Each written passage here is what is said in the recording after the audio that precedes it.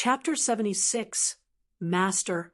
Chapter 76, Master. Oh, it's you, Yemo.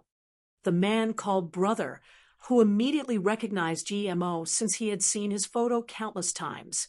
He didn't even bother to think before turning around and throwing a punch. The wind force of the punch was mainly focused in the direction of Yemo.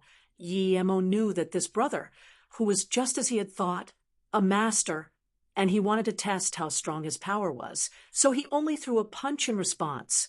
Crack! The sound of bones breaking resounded in the room.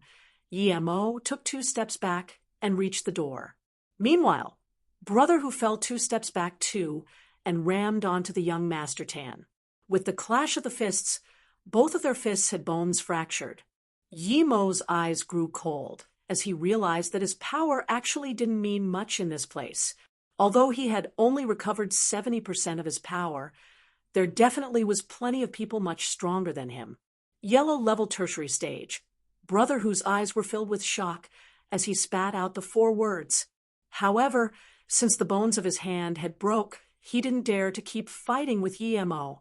He didn't have the ability to recover bones like Yemo, and although he was able to cultivate inner chi, broken bone injuries required about a month to heal for him.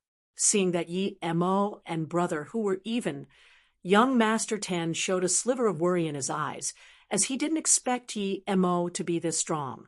Actually, he had never seen anyone more powerful than Brother Who, and he had even heard that Brother, who was a disciple of the ancient martial arts, since Yemo was able to block one of Brother Who's fist, there was no way that he wouldn't be shocked over this. Although he didn't know what yellow level tertiary stage meant, Yemo thought it was probably how the levels of martial arts were called here. Young Master Tan saw Yemo's power and was about to take his phone out to make a call, but since Yemo already knew that he was from the Song family and came here to capture him, he didn't have any thought of being lenient and threw out a metal nail casually. Before he even finished dialing the number on this phone, the metal nail had struck young Master Tan in the forehead. You actually killed young Master Tan. Brother, who had shock and anger in his expression. Yemo smiled faintly. I also killed Song Shaowen. What? Do you have a problem with that? Brother, whose eyes immediately went back to normal as he thought. Yeah, he had even killed Song Shaowen, so he would have no more pressure in eliminating Song Shaotan. If you can answer a few questions for me, perhaps I can let you go today. Yemo stared coldly at this brother, who, let me, Hucho, go? You didn't even have the upper hand before, since you came today. Don't leave. Hucho's healthy hand took out a whip from somewhere and immediately jumped up. The whip in his hand turned into a flurry of images and rushed towards Yemo. It was so fast that, looking at the countless whip's images, Yemo didn't dare to go in. If it had been before he had treated Ningqing Xue, he would be able to take on the whip forcefully. But now, although he had recovered 70% of his strength, his chi was still a bit unstable. Yemo understood his situation right now and immediately dodged. However, the room was too small and his back was whipped. A burning sensation came, and Yemo knew that he had shed at least a layer of skin with that blow. It definitely brought out a gash that wasn't shallow. Seeing that his whip attack had succeeded, Hucho pressed on. He almost turned his body immediately as the hand swirled towards Yemo again. Yemo had to admit that this brother whose whip technique was really good. He was forced to recognize that he could only dodge in this small room, which would put him in a disadvantaged position. So in that case, he might as well charge straight in. Yemo gathered some chi again, and at the same time, he threw out 3 nails while preparing to grab the popper of the whip. Hucho was shocked.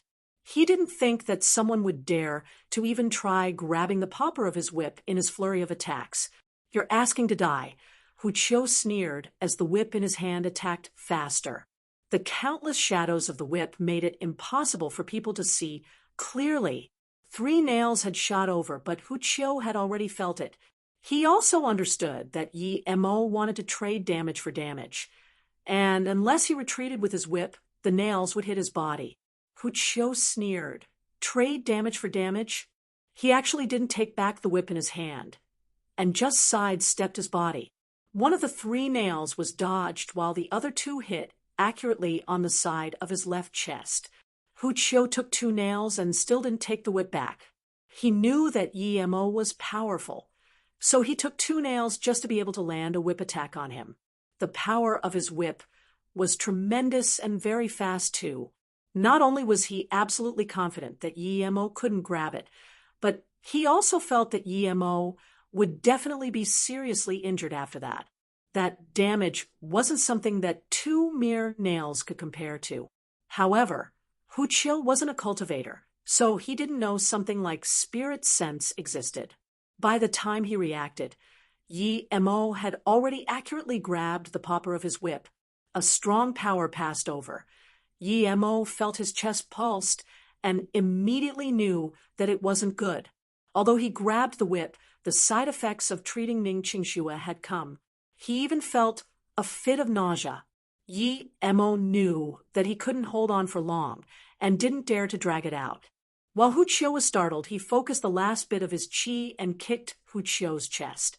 At this moment, Hu Qiu finally realized that Yi Mo could find the real whip amongst all those shadows and grabbed it, which made him wondering if he a dark level master.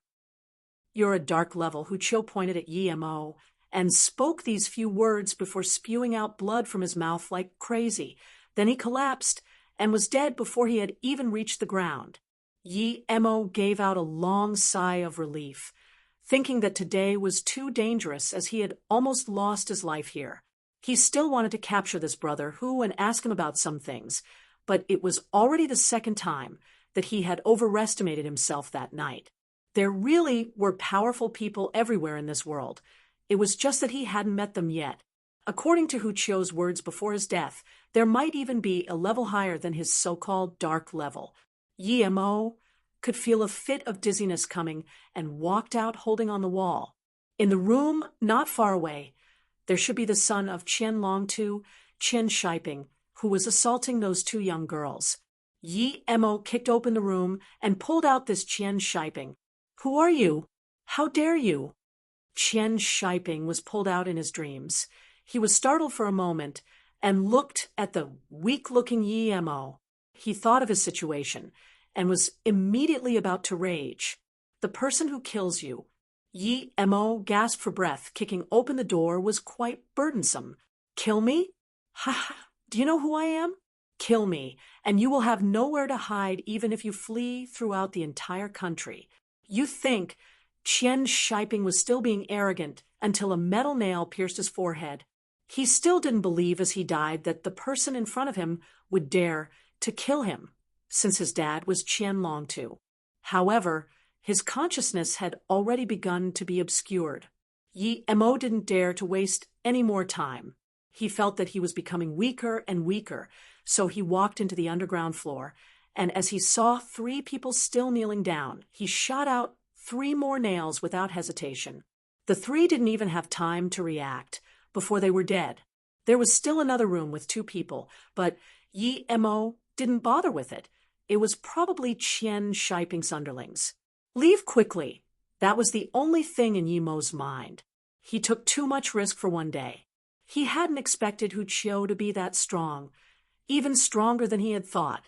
If that Hu Qiu wasn't too confident in his whip, it was questionable if Yi Mo would even be able to walk out today.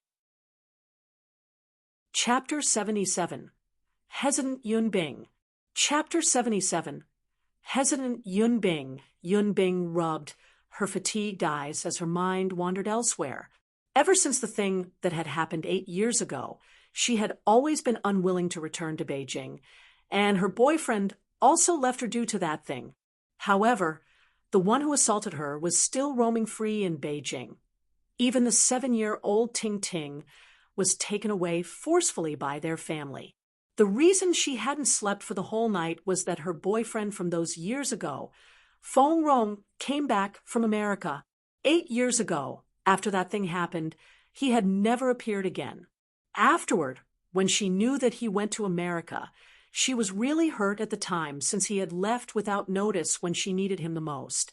However, today he actually came back and requested her to come to Beijing. She had seen it when she opened an email on her computer earlier and realized that it had been sent by Feng Rong.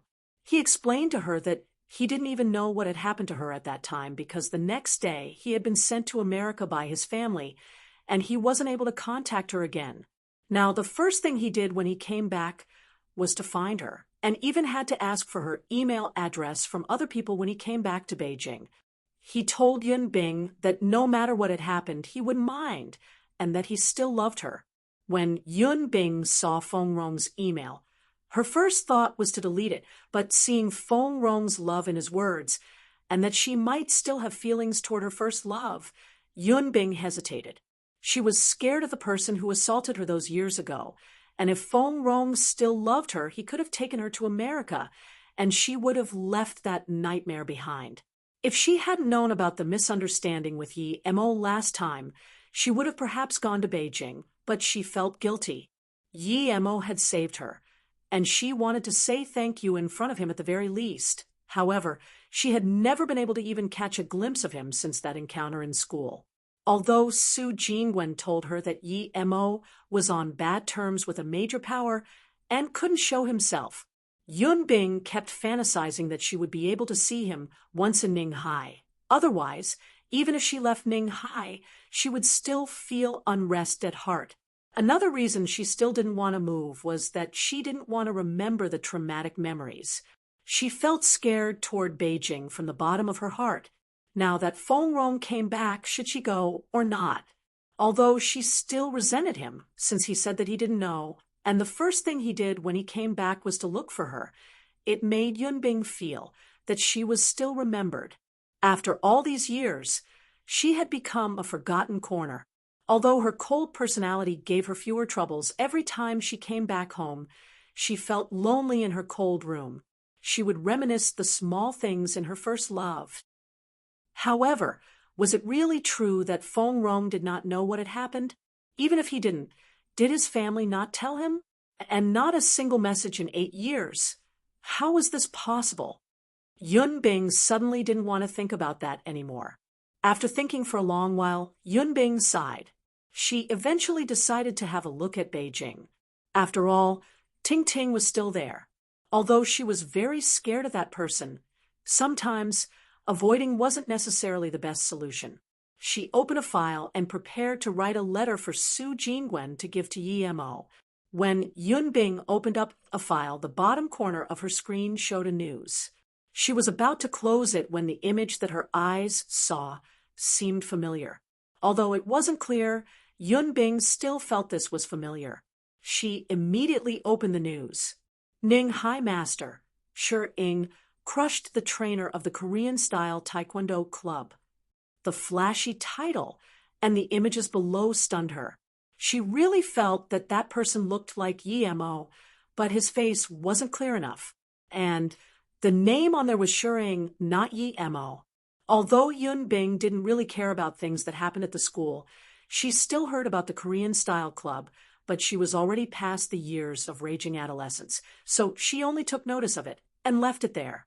She didn't think that a Shi Ying would suddenly appear in Ninghai and beat that Pu Donghen with only one move. Usually, Yun Bing would leave it there after reading it, but this Shi Ying looked a bit like Yi Mo, so Yun Bing immediately logged onto the news page of the university.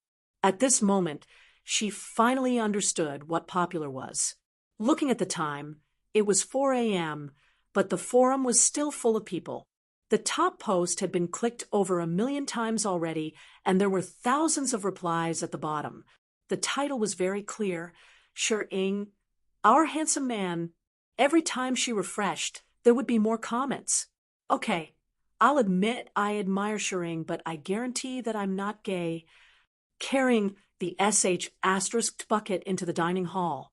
1, I'm sure that Brother Shi Ying is the strongest in Ninghai. Sitting on the grave, smoking the loneliness. Wow, let me tell you, I have a personal signature from Brother Shi Ying. Get jealous. Clear water. I was happy I had a place to stand. Shi Ying, I'm really in love with you. What should I do from now? Who is changing the mark on my epitaph? Who captured the recording? Recording our brother. Sure-ing like this. I heavily object. Wearing underwear. There were actually thousands of replies below. Yunbing didn't read all of them and just opened the video at the top. The scene where Yemo fought Pu Dongheng immediately showed. Obviously, this was HQ recording. Pu Dongheng's face was very clear, but Yi Mo's face was always slightly obscured. The fighting scene was very short. Within a clash, Pu Dongheng was kicked flying. Yunbing was stunned, seeing the clip. Although it wasn't very long, she felt that this person was Yi Mo. But why was it that in the same recording, Yi Mo's face was always obscured, but other scenes were very clear? Looking at the time, it was already 4:40 a.m. Yunbing couldn't sit down anymore. What if it was Yi Mo and she had missed this opportunity? Thinking about this, Yunbing quickly got downstairs and drove the car toward the Ning High Technology University. It was in the morning and there were still cars on the road, but not much, so Yunbing took a shortcut and didn't see anyone on the road for a long time and decided to drive very fast. However, a stumbling figure on the side of the road almost crashed into Yunbing's car, and from her rear mirror, she saw that figure fall onto the road after she had driven her car past. Although she was sure her car didn't touch that person, Yunbing still drove back and opened the window. "Are you okay?" The person on the ground didn't answer. Using the dim yellow road lights, Yunbing saw the blood on this person. She was shocked. Did she actually bump into this person? Fearing that she crashed into someone, Yunbing quickly got off the car and helped the man on the ground to get up. However, when she saw this person's face, Yunbing was truly frightened. The person that was laying in her arms was Yi Mo. How did he become like this? The clothes on his back were ripped, and there was a long gash in which the bones could be seen. His face was very pale, and at this moment, Yi Mo had his eyes closed. He was obviously unconscious. Yunbing became worried. Although she didn't know how Yi Mo became like this, she knew that Yi Mo's condition was severe. She quickly dragged Yi Mo into the car. Yunbing's first thought was to drive Yi Mo to the hospital, but Su Jingwen's words rung in her ears again. Yi Mo was on the bad side of a big power and had nowhere to hide, so he ran out of Ning Hai. If she sent him to the hospital now, would that person know? Notes. 1. Those are the usernames of the people on the forums. Chapter 78. Whose blood? Chapter 78. Whose blood Yunbing was sweating profusely until she finally managed to drag Yi Mo into her room. Luckily, it was 5 a.m. and was pretty much the darkest period before dawn. No one in her district got up that early, and therefore no one had noticed her. Although she didn't know who Yi Mo got into conflict with, she still decided to park her car in the parking so that people wouldn't suspect her. She carefully closed the door and parked the car before coming back to carry Yi Mo onto the bed. She reached out her hand and touched Yi Mo's nose, and there was still warm air coming in and out. So finally, Yunbing was able to rest her heart as she thought that he should be just temporarily unconscious. She got a tub of hot water and decided to wash Yi Mo. After she had taken off Yi Mo's first layer of clothes, she arrived at his underwear covered in blood, but ended up being too embarrassed to take them off for him and didn't even dare to look. She grabbed a towel and covered it, and only then did she dare to help clean Yi Mo. The wound on Yi Mo's back looked very severe. Yunbing couldn't imagine what could cause such a deep wound. Although Yi Mo's wound was very deep, his muscles were extraordinarily strong. If Yunbing didn't see Yi Mo's firm muscles for herself, she wouldn't even believe such a quiet-looking Yi Mo would have this body of muscles that looked so aesthetic. Yunbing felt her face blush, and the hand she used to wipe Yi Mo with was shaky. She had never had the experience of seeing a man's naked torso. Even when she had been our *ped and became pregnant 8 years ago, she was drugged and unconscious. However, her family was so scared of that family's power that with just one sentence, they didn't dare to allow her to abort the child. She didn't blame her family because they indeed couldn't mess with that family. Even now, when she thought about it, Yunbing felt shaky. She was really scared of that person, so she kept hiding in Ninghai. Even for the new year, she didn't want to return to Beijing. The instant Yi Mo had collapsed, he knew things weren't good, and with his strong will, he forced himself to wake up. However, the person he saw when he opened his eyes was actually Yunbing.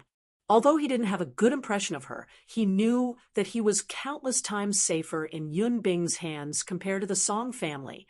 Yi Mo relaxed and closed his eyes once again into unconsciousness.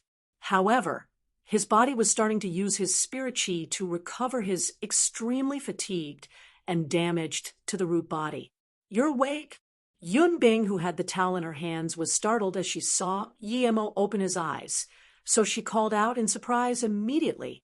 However, she then saw that Yi Mo fainted once again.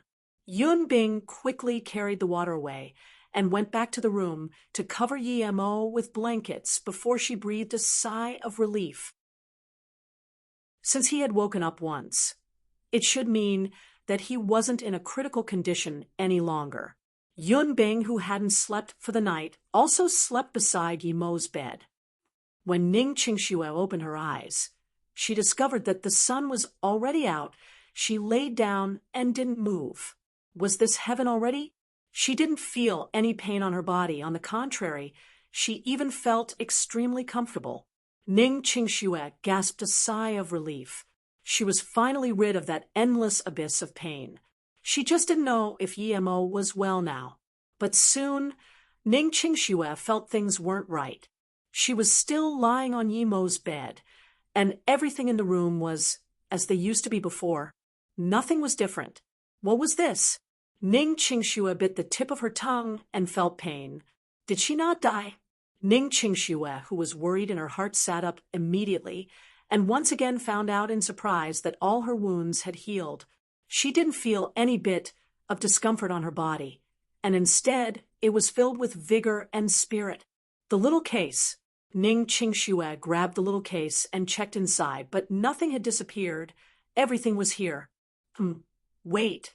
She remembered clearly that last night she grabbed the knife and was about to commit suicide. So why was the knife still in the case? Did she lose her memory? This was definitely impossible. Ning Qingxue examined the case and everything inside closely, and she discovered that one bottle had 2 less heart protection pill. She had counted each and every pill multiple times, so she couldn't be wrong. Ning Qingxue suddenly felt scared. She had been injured seriously. How could she heal up in one night? Besides, she clearly remembered she had the knife in her hands and was about to commit suicide. She even remembered the feeling of having pierced in something before she had lost her consciousness. And yet, why was she all right without a single wound? And why did she still feel pain? It wasn't like she had died at all. Ning Qingxue turned around and saw on her bed that there was indeed a few drops of blood, but she was sure she didn't have a wound that bled on her body. So where did this blood come from? Mom. As soon as Ning Qingxue opened her mouth, the door was opened. Ning Qingxue's mom Lan Yu rushed in.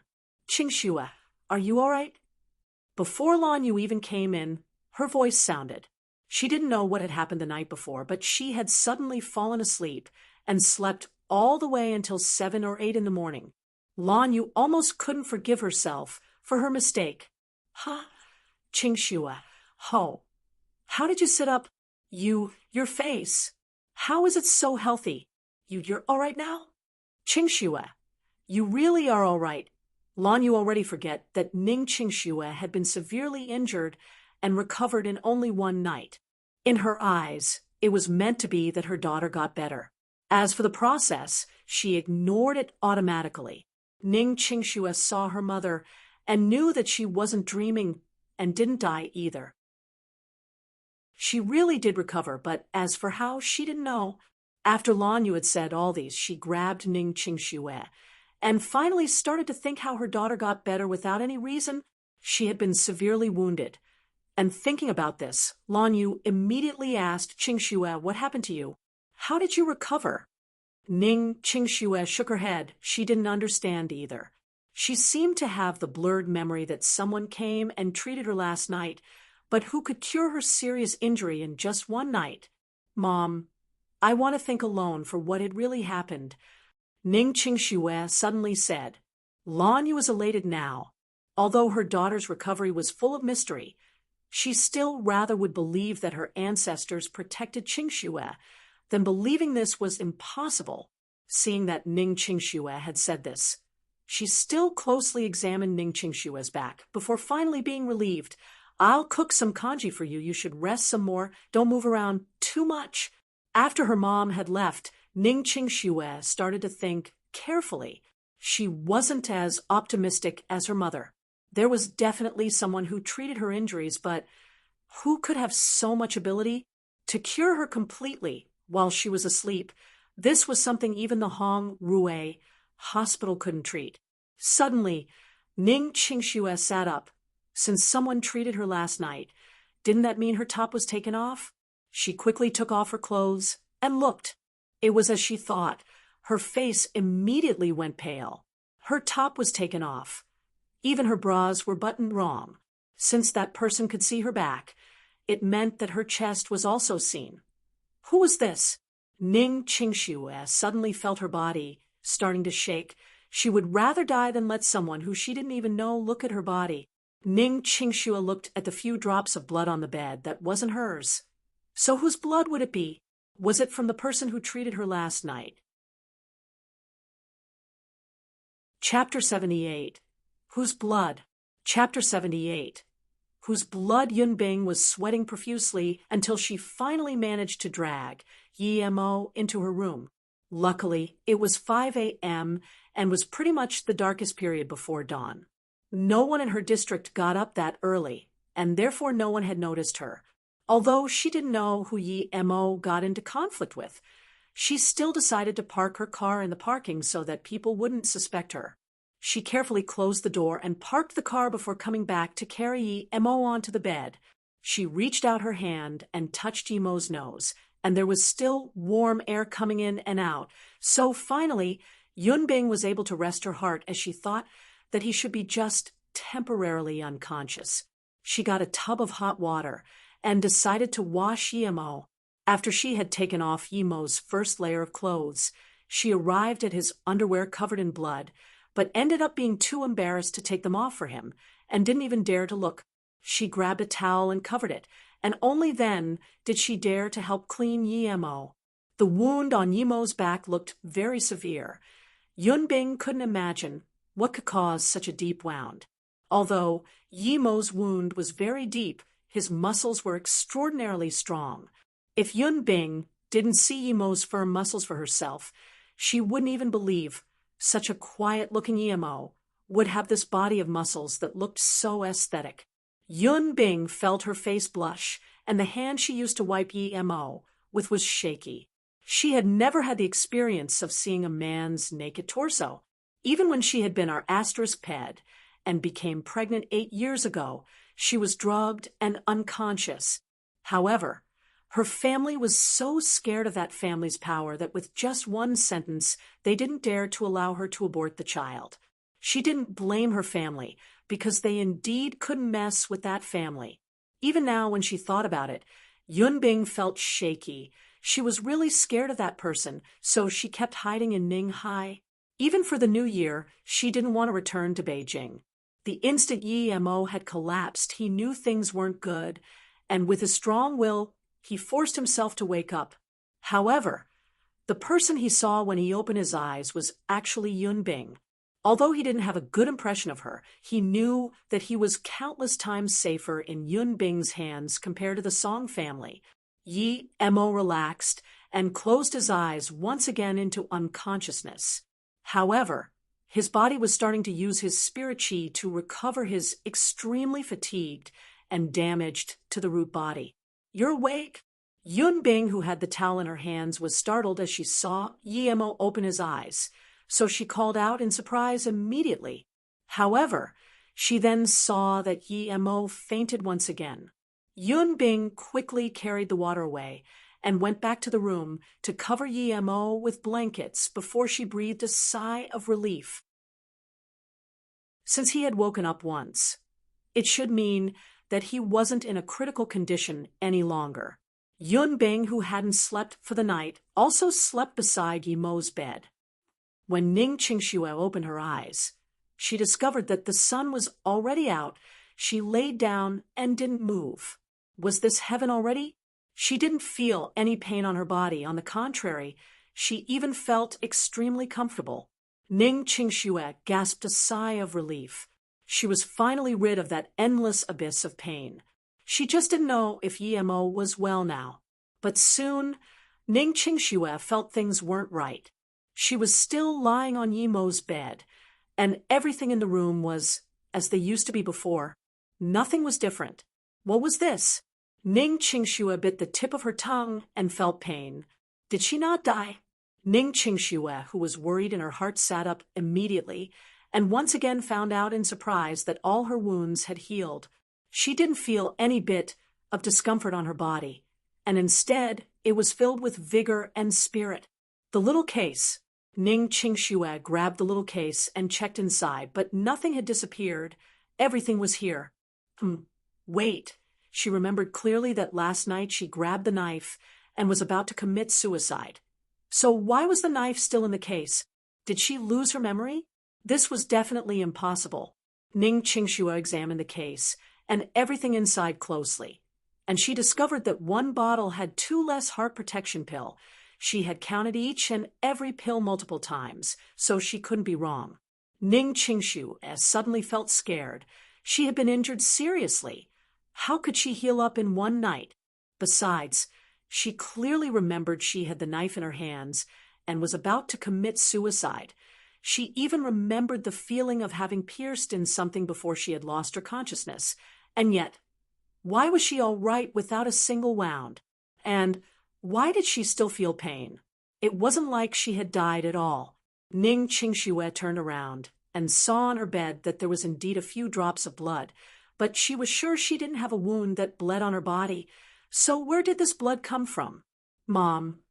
As soon as Ning Qingxue opened her mouth, the door was opened. Ning Qingxue's mom Lan Yu rushed in. Qingxue, are you all right? Before Lan Yu even came in, her voice sounded. She didn't know what had happened the night before, but she had suddenly fallen asleep and slept all the way until 7 or 8 in the morning. Lan Yu almost couldn't forgive herself for her mistake. Huh? Qingxue, how did you sit up? Your face. How is it so healthy? You're all right now? Qingxue, you really are all right. Lan Yu already forget that Ning Qingxue had been severely injured and recovered in only one night. In her eyes, it was meant to be that her daughter got better. As for the process, she ignored it automatically. Ning Qingxue saw her mother and knew that she wasn't dreaming and didn't die either. She really did recover, but as for how, she didn't know. After Lan Yu had said all these, she grabbed Ning Qingxue and finally started to think how her daughter got better without any reason. She had been severely wounded. And thinking about this, Lan Yu immediately asked, Qingxue, what happened to you? How did you recover? Ning Qingxue shook her head. She didn't understand either. She seemed to have the blurred memory that someone came and treated her last night, but who could cure her serious injury in just one night? Mom, I want to think alone for what had really happened. Ning Qingxue suddenly said. Lan Yu was elated now. Although her daughter's recovery was full of mystery, she still rather would believe that her ancestors protected Qingxue than believing this was impossible. Seeing that Ning Qingxue had said this, she still closely examined Ning Qingxue's back before finally being relieved. I'll cook some congee for you. You should rest some more. Don't move around too much. After her mom had left, Ning Qingxue started to think carefully. She wasn't as optimistic as her mother. There was definitely someone who treated her injuries, but who could have so much ability to cure her completely while she was asleep. This was something even the Hong Rue hospital couldn't treat. Suddenly, Ning Qingxue sat up. Since someone treated her last night, didn't that mean her top was taken off? She quickly took off her clothes and looked. It was as she thought. Her face immediately went pale. Her top was taken off. Even her bras were buttoned wrong. Since that person could see her back, it meant that her chest was also seen. Who was this? Ning Qingxue suddenly felt her body starting to shake. She would rather die than let someone who she didn't even know look at her body. Ning Qingxue looked at the few drops of blood on the bed that wasn't hers. So whose blood would it be? Was it from the person who treated her last night? Rate translation quality, no comments. Be the first. Chapter 79. Was it Yi-Mo? Qingxue, you're all right. A voice full of surprise sounded at the door. Li Mumei just pushed the door open and came in, and behind her was the still beaming with joy Lan Yu. Even Su Jingwen was here with the two nurses behind her, who looked at Ning Qingxue in disbelief. Come in. Ning Qingxue focused her mind. Although she was still distressed, she decided not to think of it for now. What happened? Qingxue, let me look at your back. Li Mumei had seen Ning Qingshue's wound before. Now Ning Qingxue suddenly recovered. Although she didn't understand, she was still genuinely happy. Ning Qingxue shook her head and said, No need to look. I can feel it. I'm really better. I don't know what happened yesterday. She originally wanted to say that someone had cured her last night, but when the words came to mouth, she swallowed it down. Although Lan Yu had examined her, she still wasn't sure and went behind Ning Qingxue. She carefully opened her daughter's clothes, and of course, she saw that her back had recovered to its previous clean white skin with no flaws at all. Only now was she sure that her daughter had truly recovered. She was so excited that she almost shed tears and thanked God that her daughter recovered in one night. The two nurses excitedly came over and helped Ning Qingxue do a simple checkup and discovered that Ning Qingxue was really cured. Other people didn't know how bad Ning Qingshue's injuries were, but these two nurses knew clearly since they had been the ones taking care of Ning Qingxue. However, they didn't expect that such heavy wounds would suddenly be cured. There was nothing more mysterious than this. Was it a wrong diagnosis? When Ning Qingxue heard that the doctors were coming over, she immediately refused another checkup. She knew her body better than anyone else. She was 100% healthy right now, but didn't want the whole world to know about this. Ning Zhongfei flew over to Ninghai on that day. He was happier than anyone else for her daughter's sudden recovery. He only had one daughter, and she was a treasure to him. However, Ning Qingxue still refused her family's request to leave Ninghai and still wanted to stay there. As for the person who treated her last night, she thought about it and had a vague impression. She started to remember that after she had finished recording her will and wanted to commit suicide, her knife didn't seem to have pierced into her own throat, but instead it had pierced into another person's arm. And afterward, she had immediately fainted. Was that person Yi-Mo? Or was it that she was thinking about him too much and pretended the person that night to be him? Since when did Yi-Mo know how to cure wounds? And even how did he have that much ability? Ning Qingxue suddenly remembered that day when Yi-Mo had a stall on the street to practice medicine. Was it really him? Did he really know medicine?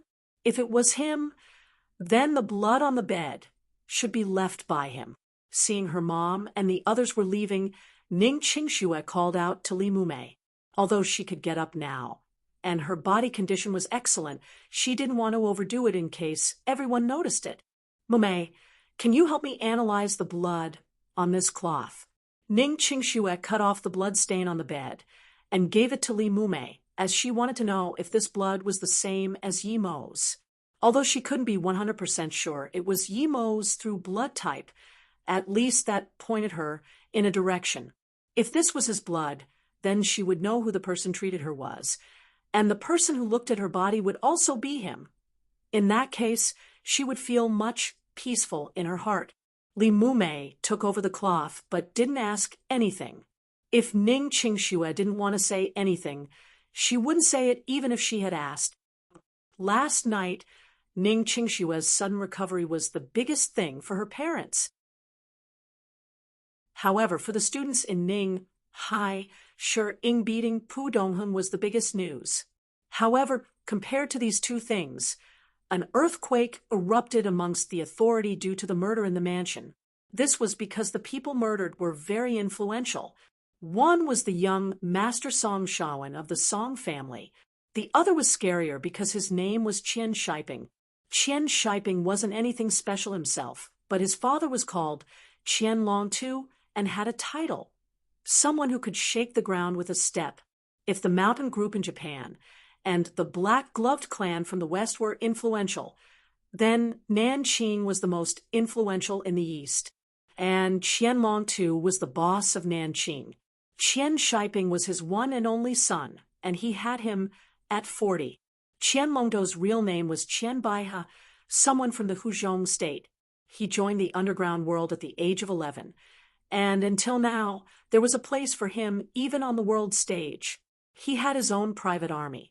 However, it was a hired army that stayed in Africa, and he himself remained at an extremely grandiose mansion in Africa. Nanqing's things basically didn't need his management. Typically, his henchmen took care of everything and just needed to give him a report.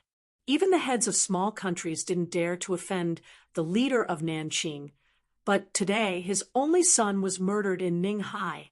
This was absolutely an earthquake. Whether it was Song Shawan's death or Qian Shiping's death, it wasn't something that the government authorities here could handle. Yun Bing was woken up by the phone. It was already 9 a.m. She looked at Yi Mo, who was still sleeping like last night. However, his pale face had a sliver of ruddiness. Yun Bing felt assured and picked up the phone.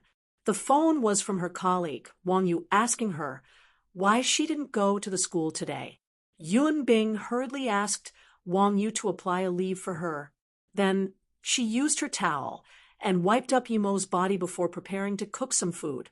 In case he happened to wake up, he could have some. Since Yimo was rescued by her from last night, he had remained unconscious. He only opened his eyes once, but continued to sleep. And since Yun Bing didn't dare to send him to the hospital, she didn't know what to do anymore. She didn't know if that sure ing from last night was Mo. Yun Bing opened up her laptop once again and wanted to search on the news forum of the university.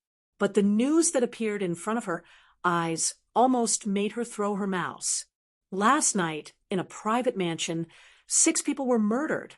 Last night, wasn't that when Mo was injured? Did he do it? Yun Bing thought of before, when Mo had beaten Jin Wenxiao and her schoolmate until they became mentally disabled, and was almost certain this event was also done by Mo. Why was he so violent? Yun Bing turned around and looked at Mo complicatedly. She then searched the news of the murder again. As expected, on some small unofficial website, she uncovered the truth. Last night, because 2 young masters of big families took away 2 girls and our asterisk ped them in the mansion, someone attacked that place and killed 6 people. Only the 2 girls weren't killed. Yun Bing sighed. She was sure it was done by Mo. He liked to fight against this injustice. It was the same with her last time. However, last time he didn't kill, but this time he did. Did he have violent tendencies? Regardless of whether Mo had violent tendencies or not, he was someone who had saved her life, and to her, he had even saved something more important than life. Furthermore, for the event of the previous night, she also stood on Mo's side. However, she believed that Mo shouldn't kill. Killing people so freely was too absurd in this society. Yun Bing also rejoiced for not sending Mo to the hospital. If she had, then he would have been already exposed. Chapter 80. Confirmed it's him. Chapter 80. Confirmed it's him. Yun Bing hadn't left the house for the entire day. She didn't even go out to buy vegetables. She could only focus on when Mo would wake up and kept heating the congee again and again, but he still didn't have any signs of waking up. If Mo's breathing wasn't normal, she would have thought that he wouldn't survive. She had never seen someone unconscious for so long. But even if she didn't go out, she still knew that what was happening outside wasn't trivial, as she could see the street full of police cars patrolling every so often. She really couldn't understand who Yi Mo had killed and why it would cause such a ruckus. In the house Ning Qingxue lived at, other than Su Jingwen and her parents, everyone else had left, so Ning Qingxue got up and ate something. She was staring at that silver heart grass when Li Mumei suddenly ran in. "Qingxue, you can get up?" Li Mumei was joyful from the bottom of her heart. "Yeah, I feel much better." "Mumei, what happened?" Ning Qingxue looked at the hurried Li Mumei and asked, "Li Mumei," then realized that she was going to say something. "Qingxue, I heard that Song Xiaodan was killed in Ning Hai last night. The person who killed him also killed 5 other people. However, one seemed to have a bigger background than Song Xiaodan, but I don't know who it was." Ning Qingxue thought for a moment and asked, "Mumei, do you know who the other people are?" Li Mumei shook her head and said, "I don't know either. I have no news of the other people. I only knew from a friend. However, this thing got pretty big, and many journalists came to Ninghai. I know a lot of journalists from Beijing, so I might have more information tomorrow." "Why did Song Xiaodan come to Ninghai? Was he the one who ordered people to injure her? Then who killed Song Xiaodan?" Ning Qingxue suddenly thought of Yi Mo and immediately asked, "Mumei, did you get the blood analysis back?" "Yeah." Li Mumei gave the report to Ning Qingxue. Ning Qingxue looked, and she became quickly excited. "What's wrong?" "Qingxue?" Li Mumei hurriedly asked. Ning Qingxue shook her head and said, "No, nothing. I'm going in to sit. I'll come out later." Then she walked into the room. Li Mumei looked at Ning Qingxue and thought that she had just recovered and might be feeling tired, so she didn't bother too much. However, Ning Qingxue was elated because the blood type was exactly the same as Yi Mo's. They were both B-type. Although it was far from sufficient to know if it was Yi Mo through blood type, Ning Qingxue still firmly believed this was him. She seemed to feel Yi Mo came back. Was he related to the incident of their death last night? If it wasn't Yi Mo, who else would dare to touch the Song family's people? Yi Mo dared to kill even Song Xiaodan, so why not Song Xiaodan too? Besides, he had the motive for it. Knowing that it was entirely possible that Yi Mo came back to save her, she finally felt relieved in her heart.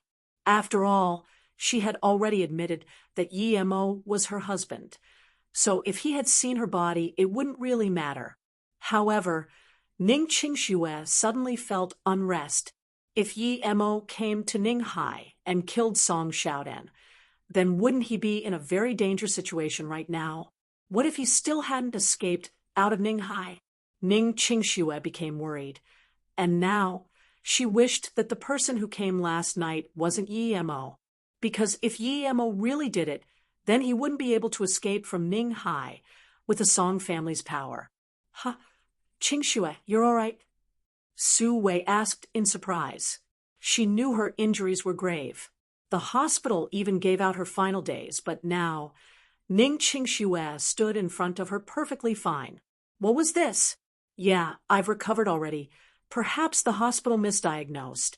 My injuries weren't that serious," Ning Qingxue nodded and said. Su Wei was dubious.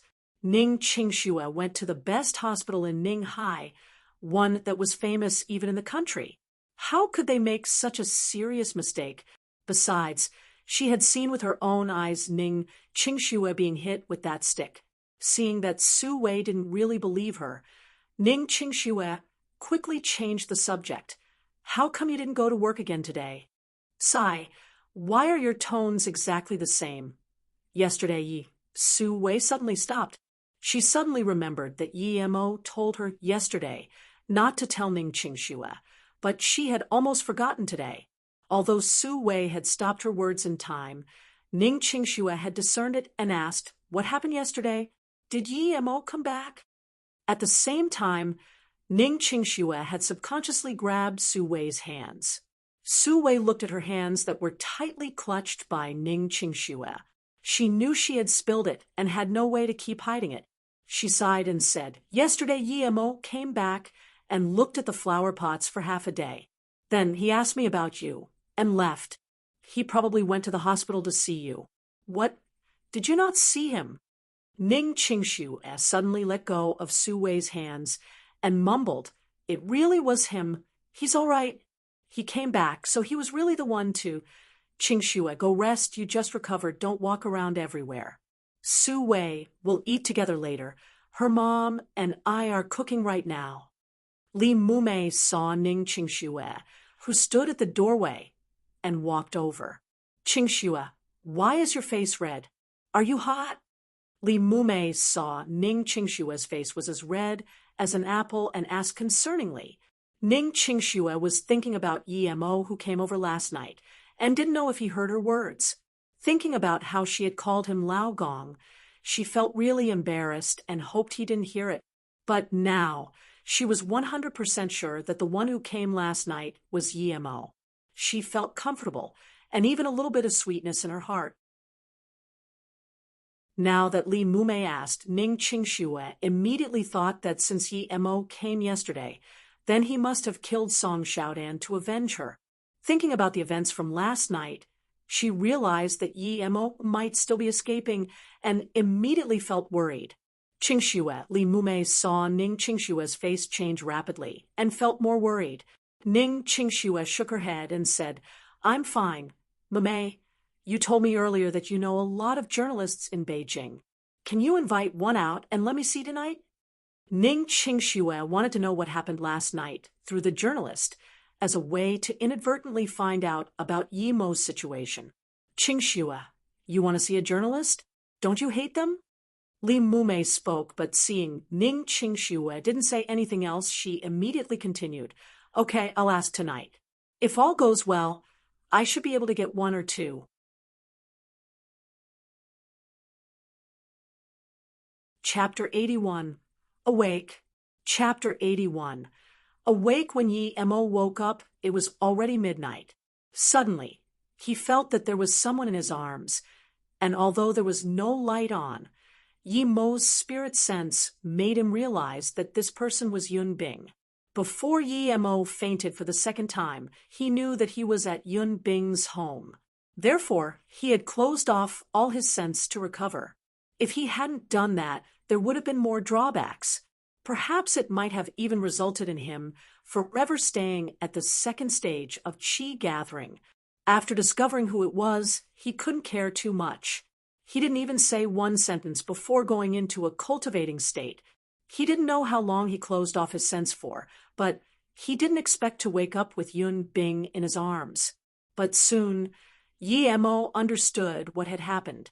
Yun Bing must have wanted to lean on the bed and sleep for a while, but after she had fallen asleep, it was cold at night, so she subconsciously moved towards the blanket. From how she didn't take her clothes off, it could be seen that she didn't have a good sleep for the past few days.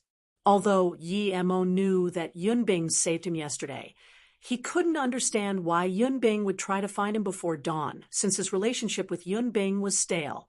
Yun Bing even harbored enmity toward him. So why would she be willing to save him? Yemo covered Yun Bing with the blanket and took her hand away as he prepared to get down. Regardless of whether or not Yun Bing saved him, because she knew him, he couldn't stay here. If Yun Bing woke up and wanted to cause even more trouble for him, he would be scared of having to hurt her. After all, she had saved him. And if Yun Bing hadn't brought him back, then the consequences would have been dire no matter who had found him. This time, he had been overconfident. Although he knew that his power wouldn't be the highest here, he was still a bit shocked when he met an actual opponent. After all, people didn't cultivate qi here. Just when Yemo wanted to get off the bed, he found that the corner of his clothes was tightly grabbed by Yun Bing, so he simply checked up on his wound. He had already cured the wound of broken hand bone. And as for the wound on his back, Yun Bing had put some cream he didn't recognize, and together with his spirit qi, it was pretty much healed already. He looked at his clothes and realized that the shirt was a bit weird. He even started to suspect if this was Yun Bing's clothes. Yemo didn't bother to break away from Yun Bing's hand. He just awkwardly took the shirt off. He suddenly remembered about his bag and wondered if Yunbing had brought it back. After all his things were inside there. His money, his clothes, his documents, and even a lot of medical herbs inside. But those weren't even the most significant part. The remaining seeds of his silver heartgrass were also inside the bag, and those were his most valuable belongings. It would be over if he lost these seeds. Besides, a piece of purple heartvine was also inside. Thinking about this, Yi Mo scanned out with his spirit sense, but immediately his heart sunk as he didn't find his bag in the house. That meant that Yunbing didn't bring back his bag. Now, he didn't have clothes, and Yunbing didn't bring his bag back either. He didn't even have a cent on him. Yi Mo even wanted to immediately go out and look for his bag. After all, the contents of the bag were too important for him. But before this, he had to ask Yunbing.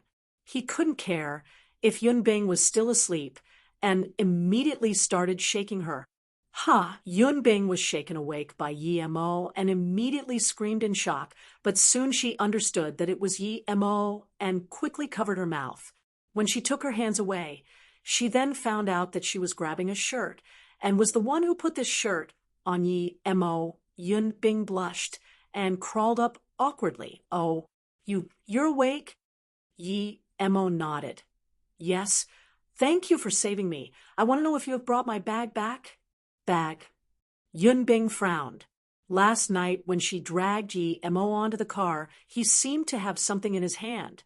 She didn't really look at it and just stuffed it into the car. She didn't know if that was the bag Yi Mo was talking about. However, since Yi Mo asked about that bag immediately when he woke up, it meant that bag was paramount for him. Yunbing immediately turned on the bed lamp and saw Yi Mo, who sat there, was frowning. She had a sudden awkward feeling. They were sitting side by side at the head of the bed at midnight, while Yi Mo was shirtless. They looked exactly like a couple. She suddenly thought of the scene described in prose. She forgot who wrote it, but it described this scene. Midnight, the husband sat up and ignited a cigarette. He smoked and his eyes were frowning. "I know. It's for his child's school fees tomorrow." Child? Yunbing suddenly thought of Ting Ting. That family was really cruel. It had been a few years already, but they wouldn't even let her see Ting Ting once. "What's wrong?" Yi Mo looked at Yunbing's changing face. But before Yunbing could answer, he asked again, "Did you remember where you put the bag?" Yunbing suddenly came to reality. She didn't expect her to wander off. She hurriedly said, "I remember I put some stuff in the trunk. I don't know if it was your bag, since I was in a rush at the time, and forgot. I'll check the car now." She was about to go out after she finished. Yi Mo quickly stopped her and said, "Wait, I'll go. Just tell me where your car is." Yunbing shook her head. "You must not go out. They are looking for you everywhere. If you go out now, they will apprehend you." "You know what I did?" Yi Mo looked at Yunbing in surprise. He thought about how she knew that he killed Song Xiaodan. Yunbing rolled her eyes towards Yi Mo and said, "Yesterday morning, 6 people were killed in a mansion in Ninghai, and don't tell me you don't know about that. I just went out to look for you, but met you on the way. Yi Mo, you're an adult now. Is killing something that should be done? Why don't you use your brain and think? Impulsiveness is a devil.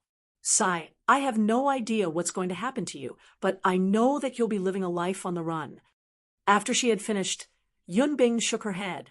Although she approved of Yi Mo saving people, she still thought it was unfathomable that Yi Mo killed 6 people. Yi Mo didn't care about the latter part of what Yunbing said. He just asked, "How you know I killed? Why did you go look for me? And how would you know I was there?" Hearing Yi Mo's words, Yunbing's face showed some guilt. "Yi Mo, sorry, I was looking for you to apologize to you. I know that you were saving me that day as well, but I only understood when I found the SD card from the camera. The reason I went to look for you yesterday was that I saw that Shi Ying on the news of Ning High Technology University and thought that he looked like you. I was prepared to go there, but fortunately I met you on the road. Looks like me. Yi Mo thought that he used a layer of qi to cover his face at the time. They shouldn't be able to capture a clear image. How did Yun Bing know? I just noticed his face was similar to yours. That's why I tried my luck and went out to look for you. Tell me, are you suring? Yun Bing seemed to have forgotten about other things now.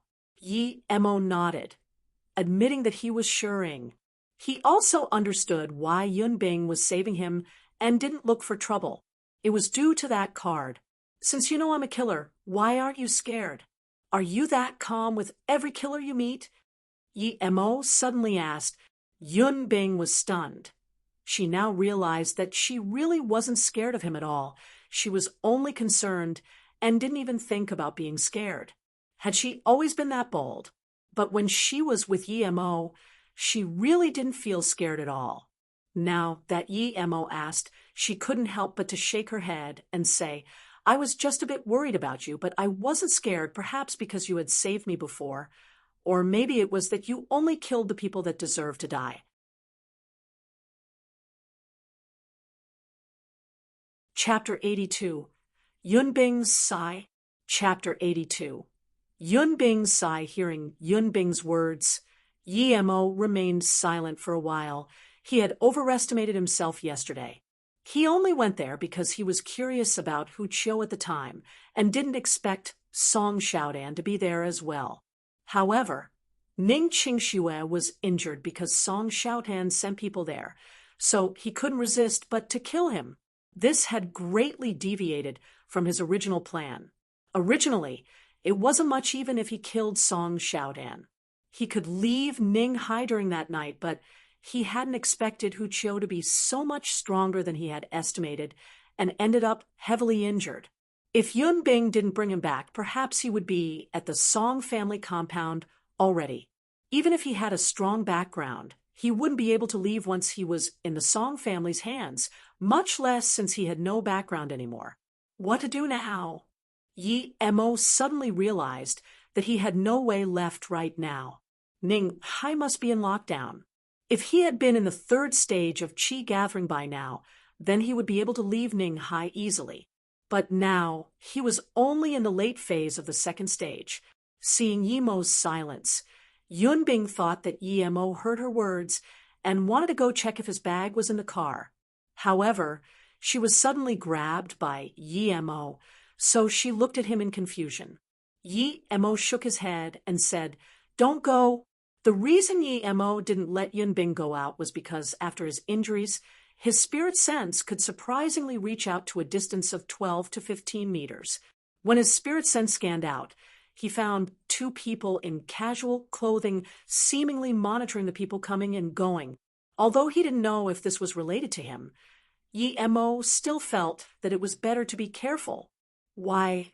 Obviously, Yun Bing didn't know people were monitoring them, and was curious why Yi Mo didn't seem to care about that bag all of a sudden.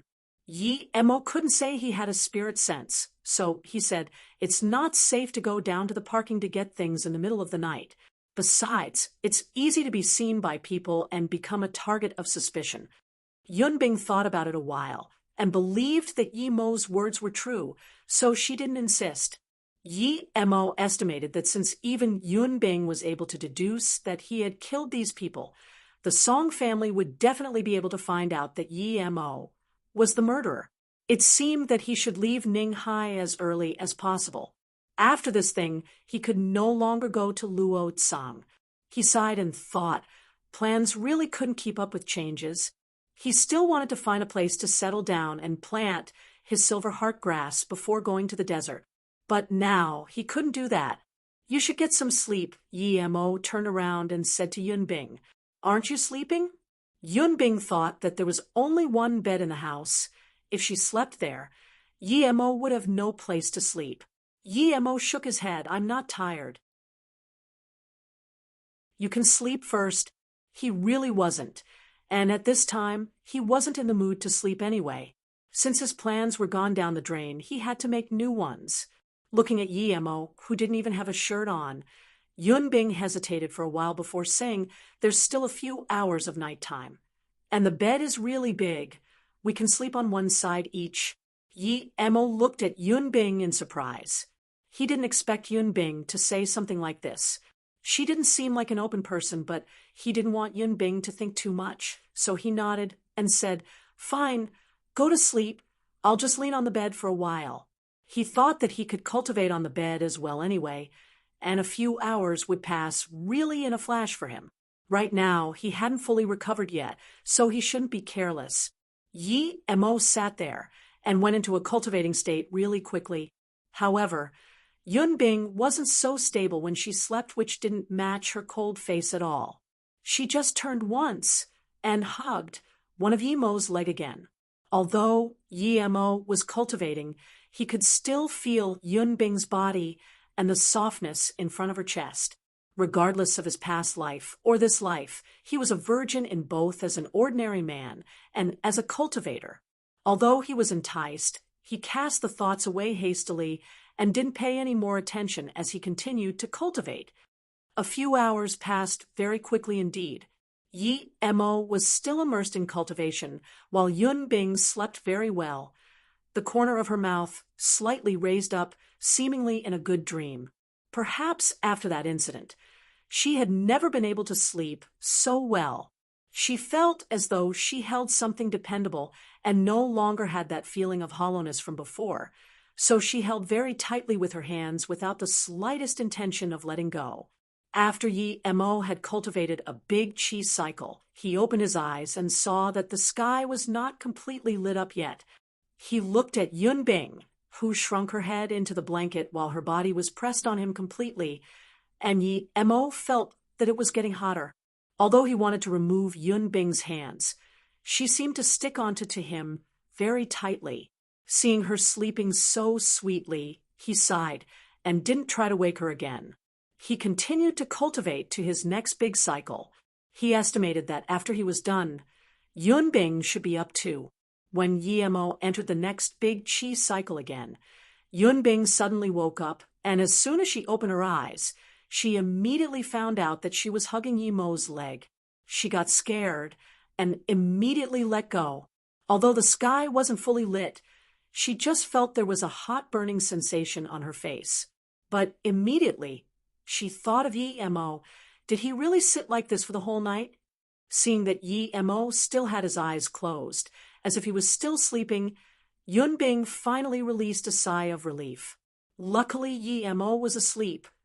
Otherwise, that would have been too embarrassing.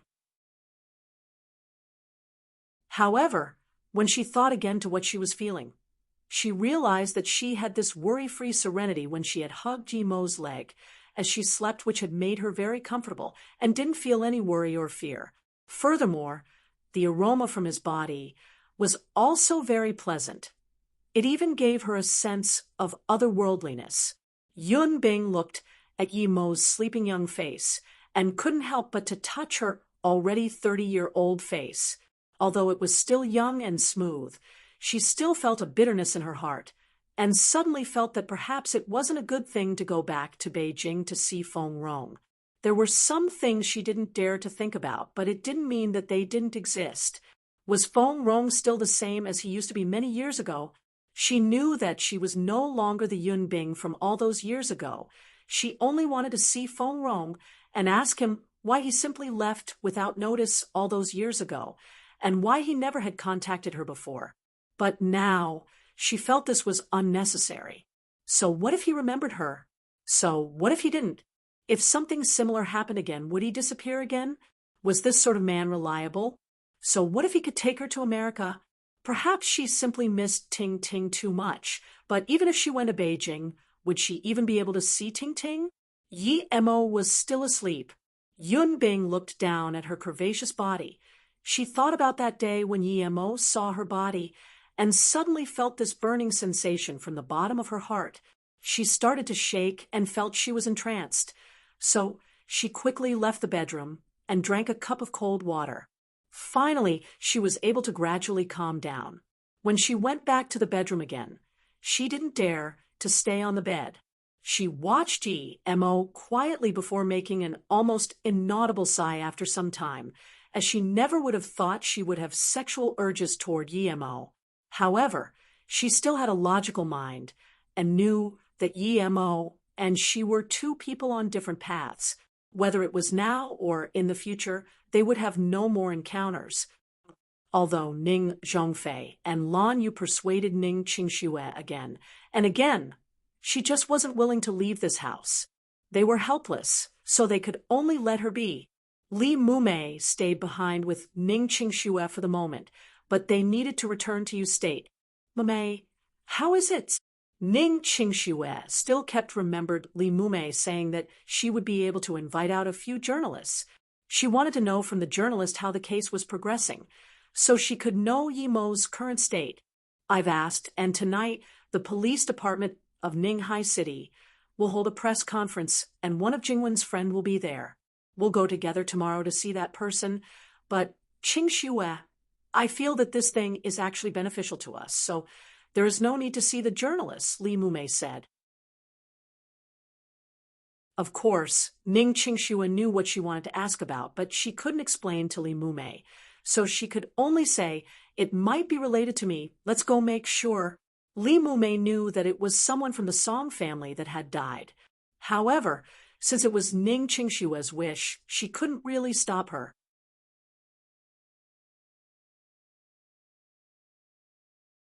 Chapter 83. I Can't Let You Go. Chapter 83. I Can't Let You Go. Mo cultivated another big cycle, and when he had finished, it was already noon. He felt that all the injuries in his body were gone, and was full of vigor. Even his power increased a little. If he progressed a little more, he would reach the peak of the second stage. Although he wasn't there yet, he knew that such a minor improvement on such a desolate place, scarce of spirit chi, was quite significant. He wasn't disappointed at all. He looked by his side. Yun Bing had gotten up and wasn't in the room. It seemed that she went out. Mo got up and saw the toothbrush and toothpaste Yun Bing prepared for him and washed his face. Ding ding, the doorbell sounded. Mo scanned with his spirit sense immediately and saw that the person standing at the door wasn't Yun Bing, but a 20 or so year old girl. However, she didn't seem that much younger than Yun Bing. Although she wasn't as pretty as Yun Bing, her chest area was a bit more generous. In Mo's impression, out of every girl he knew, the bustiest was Wendong. However, the chest of the girl in front of the door was even bigger than Wendong's. Seeing her look, if she hadn't been that young, Mo would have thought this girl was already married. However, he didn't have much experience with women, so it would be normal if he was wrong. An unknown girl came to Yun Bing's home, and even if Yun Bing was at home, he would tell her not to open the door, so now that she wasn't here, there was no reason for him to open it. After all, he was on the run right now. The girl waited for a while and saw that nobody answered the door, so she said to herself, Sister Bing isn't at school and isn't at home either. Where could she be? Afterward, Mo saw her leaving and finally felt relieved, as he didn't want this woman to come in. However, he soon realized how unlucky he was because at this moment, Yun Bing was coming back, carrying a lot of things including a bag, but it wasn't his. Huh, Sister Bing, where did you go? I looked everywhere from the school to here, and I finally found you. This girl immediately screamed in joy when she saw Yun Bing. Healy, why did you come? When did you come to Ninghai?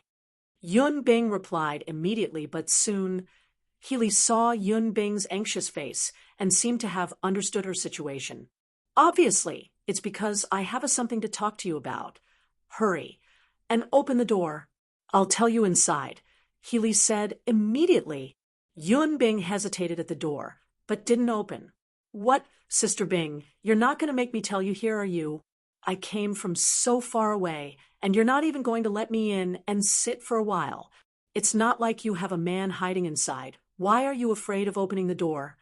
Healy saw Yun Bing still wouldn't take out the keys, and immediately joked. Yun Bing's face blushed and stuttered. Healy, why don't we talk outside? I have someone at home. Huh, Sister Bing? You have a boyfriend? Then I must go inside to meet him. I must see what sort of person can conquer your distant heart. Healy immediately shouted in surprise. Yun Bing hesitated for a while. She wasn't someone who didn't know what was at stake. Although Healy was a good friend of hers, Yi Mo's identity was too special. Thinking about this, she bit her teeth and said, Healy, how about I present you to him next time? He is still naked at home. Healy looked at Yun Bing for a long while, as though she discovered an alien before saying, Sister Bing, I really didn't know you were so open. You're even sleeping together. Who is this guy? No, make him dress up. I must meet him. But his clothes were ripped last night. Yun Bing couldn't find a better excuse in the spur of the moment.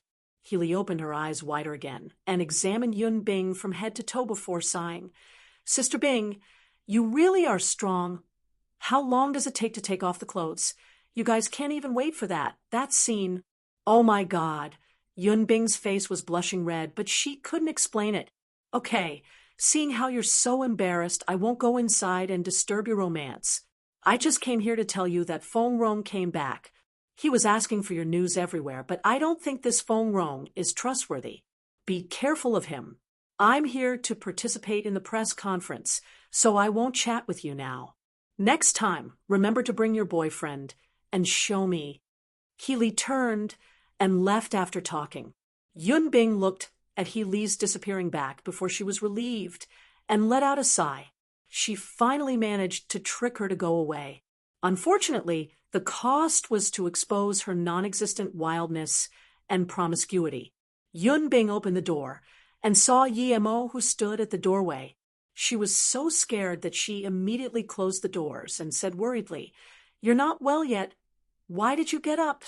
Yi Mo said with gratitude, Mrs. Yun, thank you for what you did just then. You heard it all. Yun Bing thought about the fact that Yi Mo was standing behind the door as soon as she had asked the question, so he must have heard it. However, she also remembered her words, and her face started to change. She wondered what Yi Mo would think of her. Yeah, I heard it all. That was really hard for you, so if there's the opportunity in the future, I will definitely come back and repay your goodwill. However, I have already troubled you for 2 days, Yi Mo said with guilt.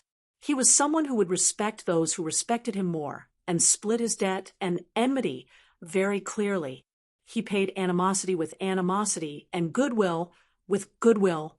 I didn't really help you, and from now on, don't call me Mrs. Yun. I feel it's a bit awkward. Yun Bing remembered the time when she slept beside Yi Mo. They had slept together. Despite not doing anything, Yun Bing still felt calling her that was a bit weird.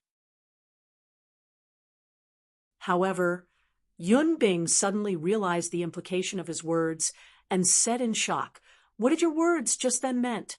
Are you leaving? Yi Mo nodded and said, Yes, I have already bothered you for many days. You saved me, and I can't stay at your place any longer. That would be endangering you. I have recovered now, and I need to leave. By the way, did you help me look for my bag? No, I can't let you go. Yun Bing just said half her sentence when she saw the shock on Yi Mo's face. She immediately blushed and changed her tone. I meant that it's too dangerous outside. They are searching for you everywhere. If you go out now, it would be suicide. Yi Mo felt warm in his heart. Yun Bing was the typical cold-faced, yet warm-hearted woman. He had just helped her once, and she repaid him with this much. She even neglected her reputation for him. Sister Bing, I know that you're saying this for my sake, but in fact, I have the means to escape, you can rest assured. Yi Mo felt the need to change the way he called her from Mrs. Yun to Sister Bing. Seeing Yi Mo change his words, Yun Bing's face eased down. She stayed silent for a moment before saying, Yi Mo, stay for another night. In fact, when you sleep at my house, my sleep is also a lot better. It was like that last night. So just think of it as helping me, can you? Yi Mo looked at Yun Bing in disbelief. With her ruddy face, she actually looked stunningly enticing and beautiful. He knew that Yun Bing was afraid that he would be caught immediately after he left. Seeing Yi Mo look at her for so long without talking, the ruddiness on her face retreated and turned white. Just when she wanted to say something, Yi Mo spoke. "Fine, Sister Bing, I think you're right. I'll leave tomorrow morning, then. Perhaps that's when it would be the safest." Seeing Yi Mo agree to her, Yun Bing's face was beaming with joy. She acted like a little child trying to please an adult, and brought out the bag in her hands. "All your things are in here. I also bought a lot of food, and I'll cook for you in a moment so that you can fill your stomach."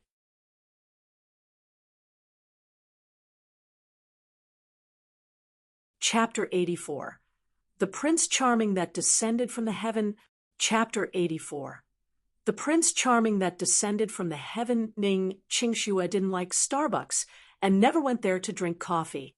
She disliked the so-called North American style and even didn't like the cake inside. However, today she had to go to Starbucks because the journalist friend of Su Jingwen loved their coffee. "Mumei, Qingxue, this way." As soon as Ning Qingxue and Li Mumei came, Su Jingwen called out from a table near the window. Beside her sat a tall-figured woman. She was good-looking too. "Let me introduce. This is my friend Xiao Lei. She is the most famous journalist in Beijing. She always charges to the front line and gets every first-hand news. Xiao Lei, they are my friends Mumei and Qingxue." Su Jingwen introduced for both sides. "Hello, Qingxue, Mumei. I've heard of the big name Ning Qingxue, the prettiest girl in Beijing. When I saw you today, I feel so self-conscious, haha." Xiao Lei also stood up and shook their hands. "Big journalist Xiao, I've heard of you. Last time I was on your blog, looking at your posts from when you went to Flowing Snake. I didn't think I would meet you in Ninghai so fast. It's a real honor." Li Mumei was better at communicating and became familiar with Xiao Lei very quickly. Xiao Lei smiled and said, "If it wasn't for someone who saved me last time, perhaps I wouldn't even be able to come back." Then Xiao Lei looked at Ning Qingxue. Of course, she knew that Ning Qingxue had a fiancé called Yi Mo, and the person who saved her was also called Yi Mo. But she wouldn't think these two would be the same person. The difference was too huge. Perhaps everyone in Beijing knew what sort of a fiancé Ning Qingxue had. How could he be the Yi Mo in Flowing Snake? "What do you want to drink?" Su Jingwen was the host today. Li Mumei didn't really care and casually ordered a mocha. "I don't mind." Ning Qingxue didn't like coffee anyway. The main reason she came today was to find out about Yi Mo. As for drinks, she didn't care at all. The four girls who sat on Su Jingwen's table were all gorgeous. Soon, they attracted the eyes of everyone in the cafeteria, which made Ning Qingxue uncomfortable. "Xiao Lei, I've also heard about you.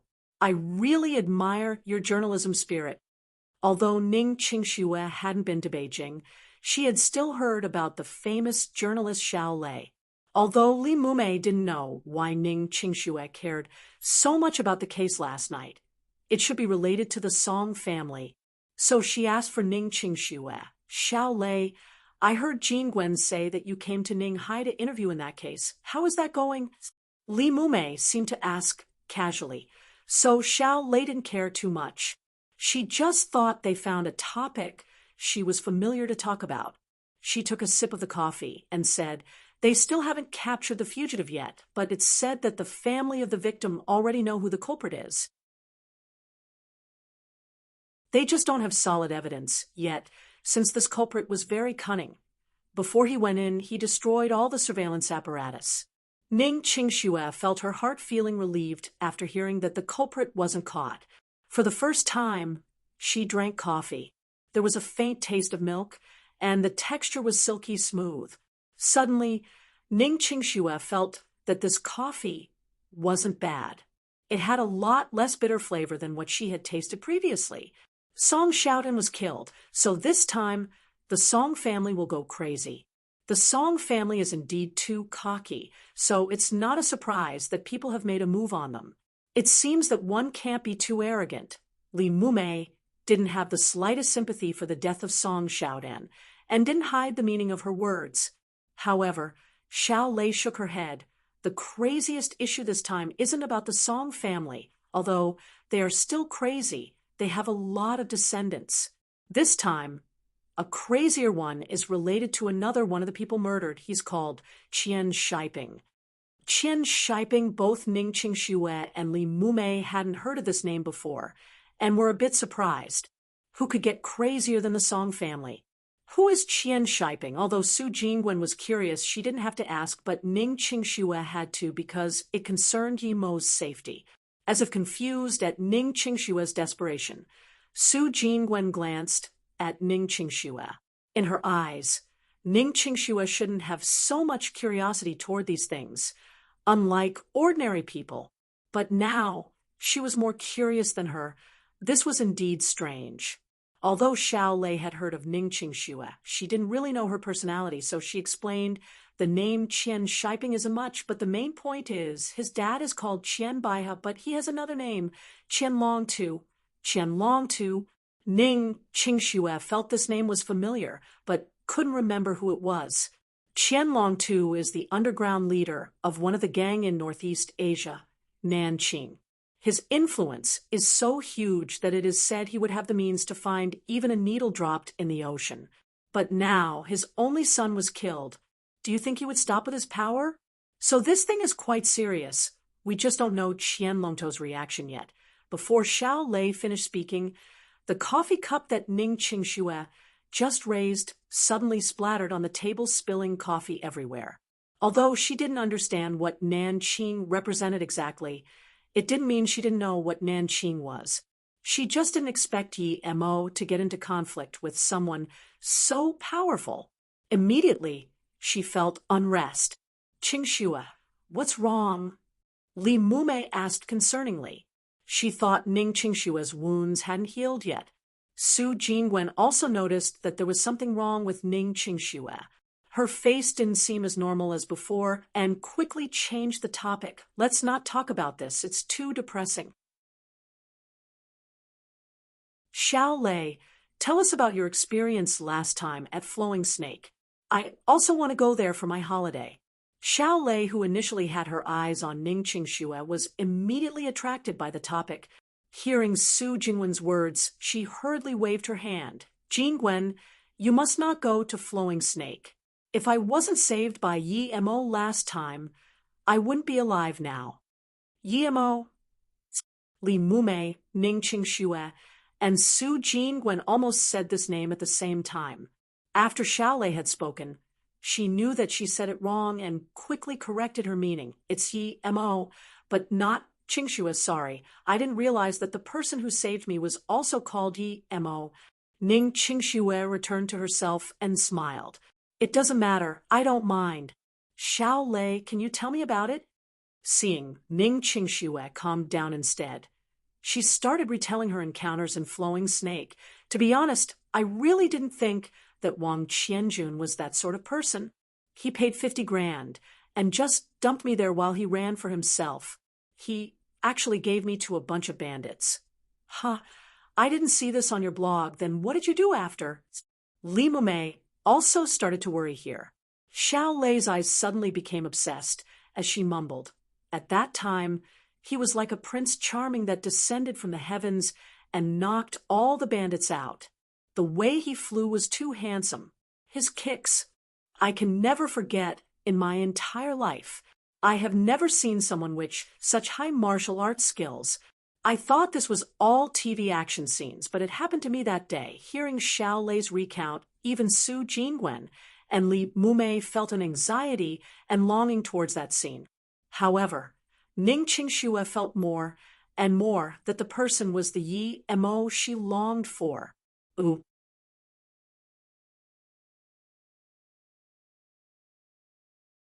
Chapter 85. All right, we'll both sleep on the bed then. Chapter 85. All right, we'll both sleep on the bed then. Xiao Lei, since you're so pretty, did he want to keep contact with you? Li Mumei immediately was interested. Xiao Lei shook her head and said bitterly, to be honest, I was interested in him at that moment. I'm sure that was love at first sight. However, I'm not his Snow White. He didn't give me any chance at all. He didn't even give me his number. Su Jingwen couldn't contain herself and laughed out loud.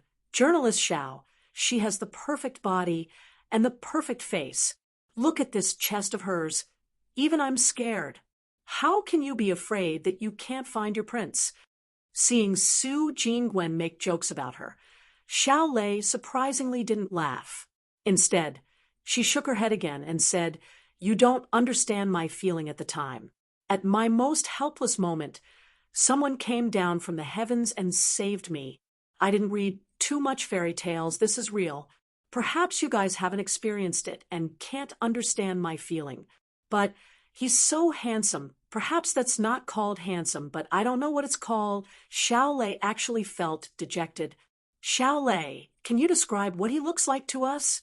Ning Qingxue suddenly asked shakily. They were all thinking to themselves and didn't notice Ning Qingxue's weird tone. He looked around 20 years old, wearing an ordinary light blue shirt. His skin looked very good, and he had a gentle appearance. His eyes were very soft and looked very comfortable. He appeared to be almost 180 centimeters and doesn't look extraordinarily handsome, but his face was clearly distinguished and very pleasant to look at. When he smiled, he looked very confident, as if he wouldn't care even if the heavens were collapsing. His nose was very sharp, his teeth very white. By the way, I have his photo. Hurry up and take it out, Li Mumei said. They still didn't get a clear image after Xiao Lei described for so long. The only real notion they could imagine would be his height. Xiao Lei took out an exquisite mirror from her bag and passed the mirror while mocking herself. "The photo is here, but I took it secretly last time. I'm already in an unrequited love now." But even if she didn't say it, they could tell from Xiao Lei's tone and this exquisite mirror that she really had those feelings. Otherwise, why would a mirror holding a photo be so exquisite? Ning Qingxue took over the mirror shakily, and suddenly as she saw the picture, she dropped the mirror. Luckily, it was caught by Su Jingwen beside her.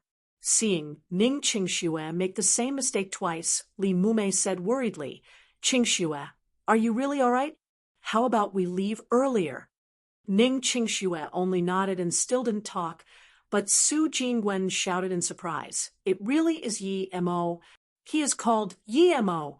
Xiao Lei only spoke half a sentence before realizing something wasn't right. She looked at Su Jingwen in surprise. "What did you mean by, it really is Yi Mo?" Li Mumei took over the mirror and also said in surprise, "Qingxue, it really is him. Why did he go to Flowing Snake?" Xiao Lei felt something was wrong and looking inquisitively towards Su Jingwen. Su Jingwen smiled bitterly and said, "He is Qingxue's current husband. Yi Mo, I just don't know why he would go to Flowing Snake. Qingxue's husband." Xiao Lei repeated. A sudden unknown feeling welled up, making her face feel hot. But then, she said immediately, "Didn't Qingxue already break the marriage agreement?" Su Jingwen looked at Xiao Lei and said, "Xiao Lei, it's not surprising that you don't know. Although her family had broken the marriage agreement, Qingxue still married him in the end, but the wedding was just very discreet. At that time, you were probably in Tibet, and you probably went to Flowing Snake as soon as you came back, so you probably didn't hear about this. Now, Qingxue is still married to Yi Mo. They didn't divorce." The reason Su Jingwen said this was to point out that Yi Mo was still Ning Qingxue's husband right now, and make Xiao Lei be more careful with her words. However, she was also being euphemistic. How was Qingxue and Yi Mo's wedding discreet? It was almost as though they didn't have one. They just went to collect a marriage certificate. Xiao Lei looked at Ning Qingxue awkwardly. She didn't expect the man she secretly admired and kept a photo of to be the husband of the girl sitting in front of her right now. Sorry, Qingxue, I really didn't know that Yi Mo was your husband. It was because I heard that he's, Xiao Lei felt very awkward. At the same time, she felt a deep sense of disappointment and unfairness. She didn't understand why the Yi-mo she had met would be Ning Qingshue's husband. If that Yi-mo was really the useless person the Yi family kicked out, how could he be so strong and so calm? Even if he was that disabled Yi-mo, how can someone like Ning Qingshu marry him? Yun Bing cooked a table full of dishes. Yi-mo hadn't eaten a good meal for a long time, so she was afraid that it would affect his body. Hence she went out today and bought a lot of vegetables. As if having an extra person made the house a lot more lively, Yun Bing also felt much happier. If she hadn't been worrying about what Yi-mo had done, perhaps she would be even happier. At this moment, she felt that she wasn't Merciless Bing. She didn't want to be Merciless Bing. Perhaps it was because no one was able to make her truly feel happy all these years. Actually, Yi-mo didn't really do anything, but he rendered her a feeling of reliability. Perhaps it was because she didn't have a man in her life for a long time. Although she knew that her thinking was wrong, she couldn't stop her subconscious thinking. She had hoped more than once that Yi-mo hadn't done those things. He was an abandoned son. His fiancée also broke the marriage pact with him. Moreover, his body had that unspeakable problem. However, Yun Bing secretly thought that she didn't mind these things and liked the feeling of sleeping next to Yi-mo. It was very comfortable and relaxing, but she knew that she could only think about it for a few moments and didn't even dare to say it or even consider it properly. She was already an impure woman and much older than him. Besides, there were the eyes of the society judging her. Sigh. Yun Bing wondered once again if only Yi-mo wasn't on the wanted list yet. Perhaps only she knew of his excellence. After dinner, Yi-mo wanted to sleep early. This was because he needed to run at night and needed to save up enough stamina.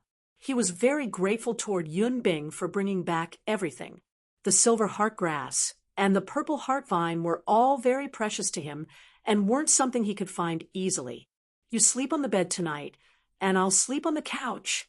Although Yun Bing liked the feeling of sleeping beside Yi-mo, she was also afraid she would wake up hugging Yi-mo once more. She didn't dare to sleep on the bed at night. Yi-mo shook his head. I'm the man. I sleep the couch.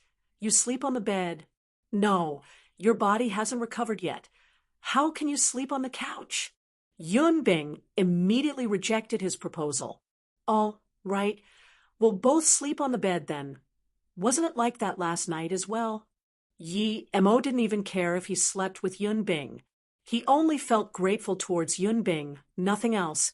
Okay, Yun Bing didn't even try to object slightly.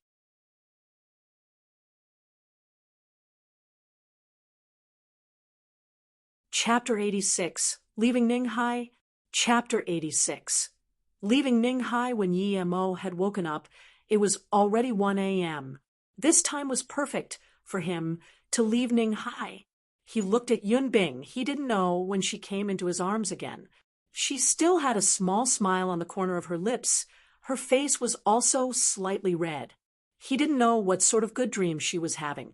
Although in Yi-mo's impression before, Yun Bing was a cold and heartless woman. After Yi-mo had lived with her for a couple of days, her impression of her had some change. And even though she was almost 30, Yi-mo felt she wasn't even as mature as Su-wei.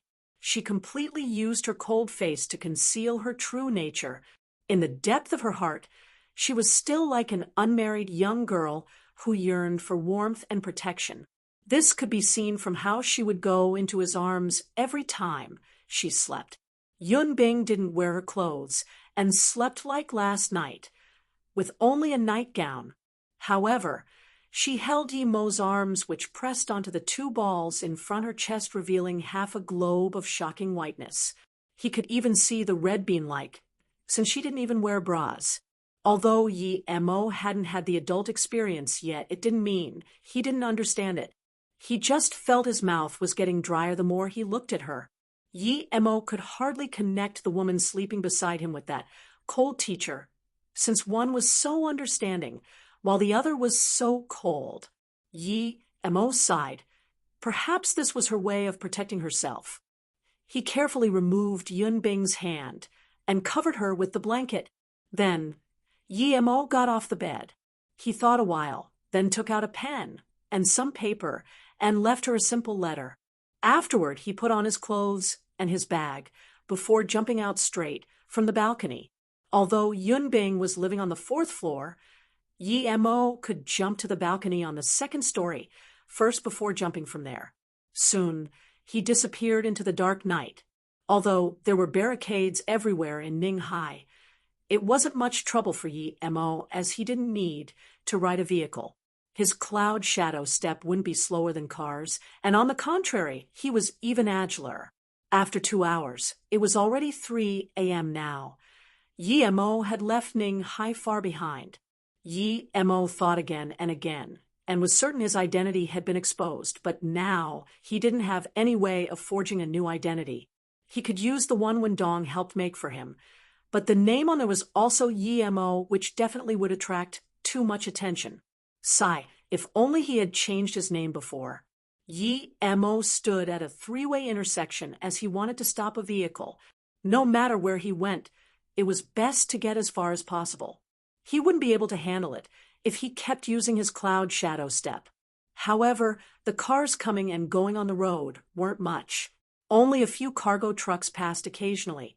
Although Yemo tried to get them to stop for a long time, none of them did. A car that didn't have a clearly visible brand drove toward Yemo quite fast. Yemo waved his hand, trying his luck, and if this car still wouldn't stop, he decided to find a cargo truck and get on secretly.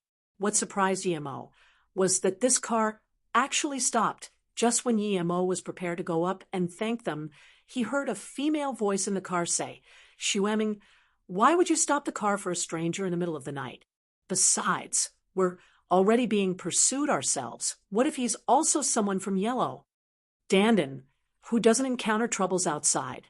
We also have this car because someone else helped us. Besides, we only came here for half a day after getting this car. Yellow couldn't possibly. No, so how can he be one of them? Plus, he's by himself. Do you not trust your man?" This time it was a man's voice. He appeared to be already 30 or so, and at this moment, Yemo had already walked up to the car. The man looked at him and said, "Come on in, friend. Open the door." The woman rolled her eyes and didn't say anything anymore. Although the man and woman only spoke a few sentences, he already made out the approximate situation. These two also got into conflict with someone and were on the run, just like him. But fortunately, this man was warm-hearted. They were amidst trouble themselves, but he was still willing to help others. Immediately, Yemo had a good impression of him. "I'm Wu Xueming.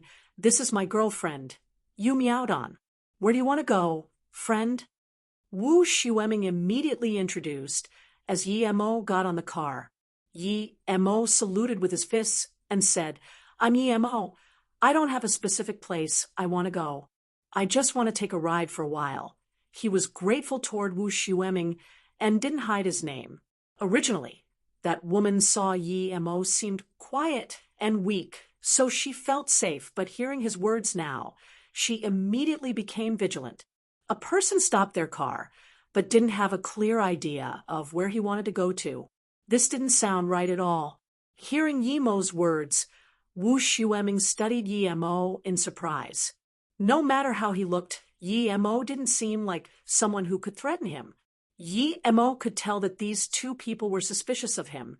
He didn't intend to hide. Besides, they were also on the run. So he smiled bitterly and said, "It's because I offended someone rather significant. So I ran out during the night. I just want to get as far away as possible. As long as you take me to a distant place and drop me off before dawn, I would be very grateful." Hearing Yemo's words, Wu Xueming understood immediately.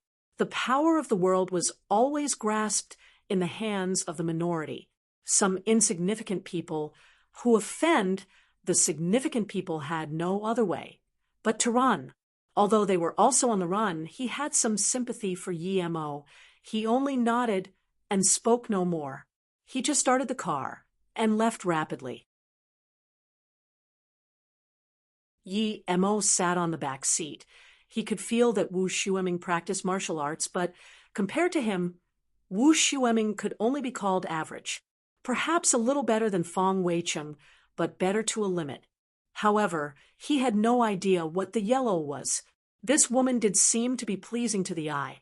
A fitting dress covered her body, showcasing all of her curves, and she had some light makeup on her face, making her seem exquisite but not vulgar. At this moment, she was on the seat beside the driver. However, her eyes were constantly on Wu Shueming, and obviously he was very important to her. Wu Shueming, with his thick eyebrows, looked very bulky and had the allure of a soldier. At least, Yemo was sure that he was a soldier, or had been before, because he could feel a kind of aura similar to that of the soldier he had saved in the forest Guiqi.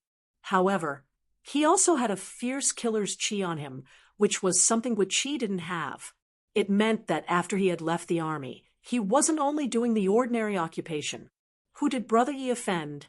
Wu Shueming felt the atmosphere in the car was tense, and asked, "Someone with quite the status. Unfortunately, I offended this person, and I have no choice but to run. Luckily, I met Brother Wu. Although Yemo had a good impression of Wu Shueming, they still just met each other. He didn't need to tell him everything. This society," Wu Shueming sighed, and didn't continue talking. After a while, he spoke again. "I'm going to Mangjiang, so I can drop you off there. What do you think? Mangjiang is close to the sea and Hong Kong. You can find your way to Hong Kong or other places easily from there." Yemo nodded and said, "Okay, Mangjiang is fine. Thank you, Brother Wu." Wu Shueming smiled. "Troubles are unavoidable when you're outside. I can only help you with this. You have to depend on yourself for the rest."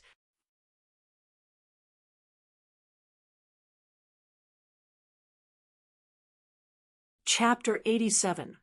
Being followed. Chapter 87. Being followed. Ring ring, it was Yu Miaodan's phone. She picked it up, but no one spoke. Just when she was confused, Wu Shueming's face suddenly changed.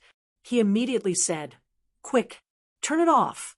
Quick." Yu Miaodan closed her phone confusingly and looked at Wu Shueming. "What's wrong, Shueming?" "We were probably geolocated by these people. I think it would take no longer than 2 minutes before they find out where we are." Wu Shueming's face looked bad. "Huh, then what do we do?"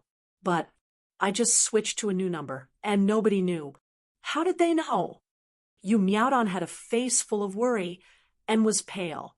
Yemo could tell from Yu Miaodan's face that the people they offended were very powerful. Otherwise, they wouldn't be this scared. "Before you got your new number, you called Dai Shan.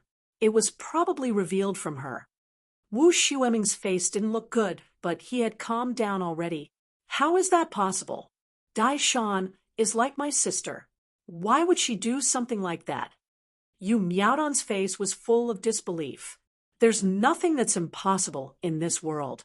Although Dai Shan is very close to you, who could resist their temptation in front of death or benefits? This isn't the time to think about it now. We need to think about what we should do next." Wu Shueming was completely calm now.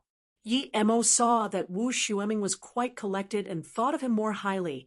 When things happened, one need to face it, not complain. "Brother Yi, I'm really sorry, you need to get off here. Truth be told, we're also running away.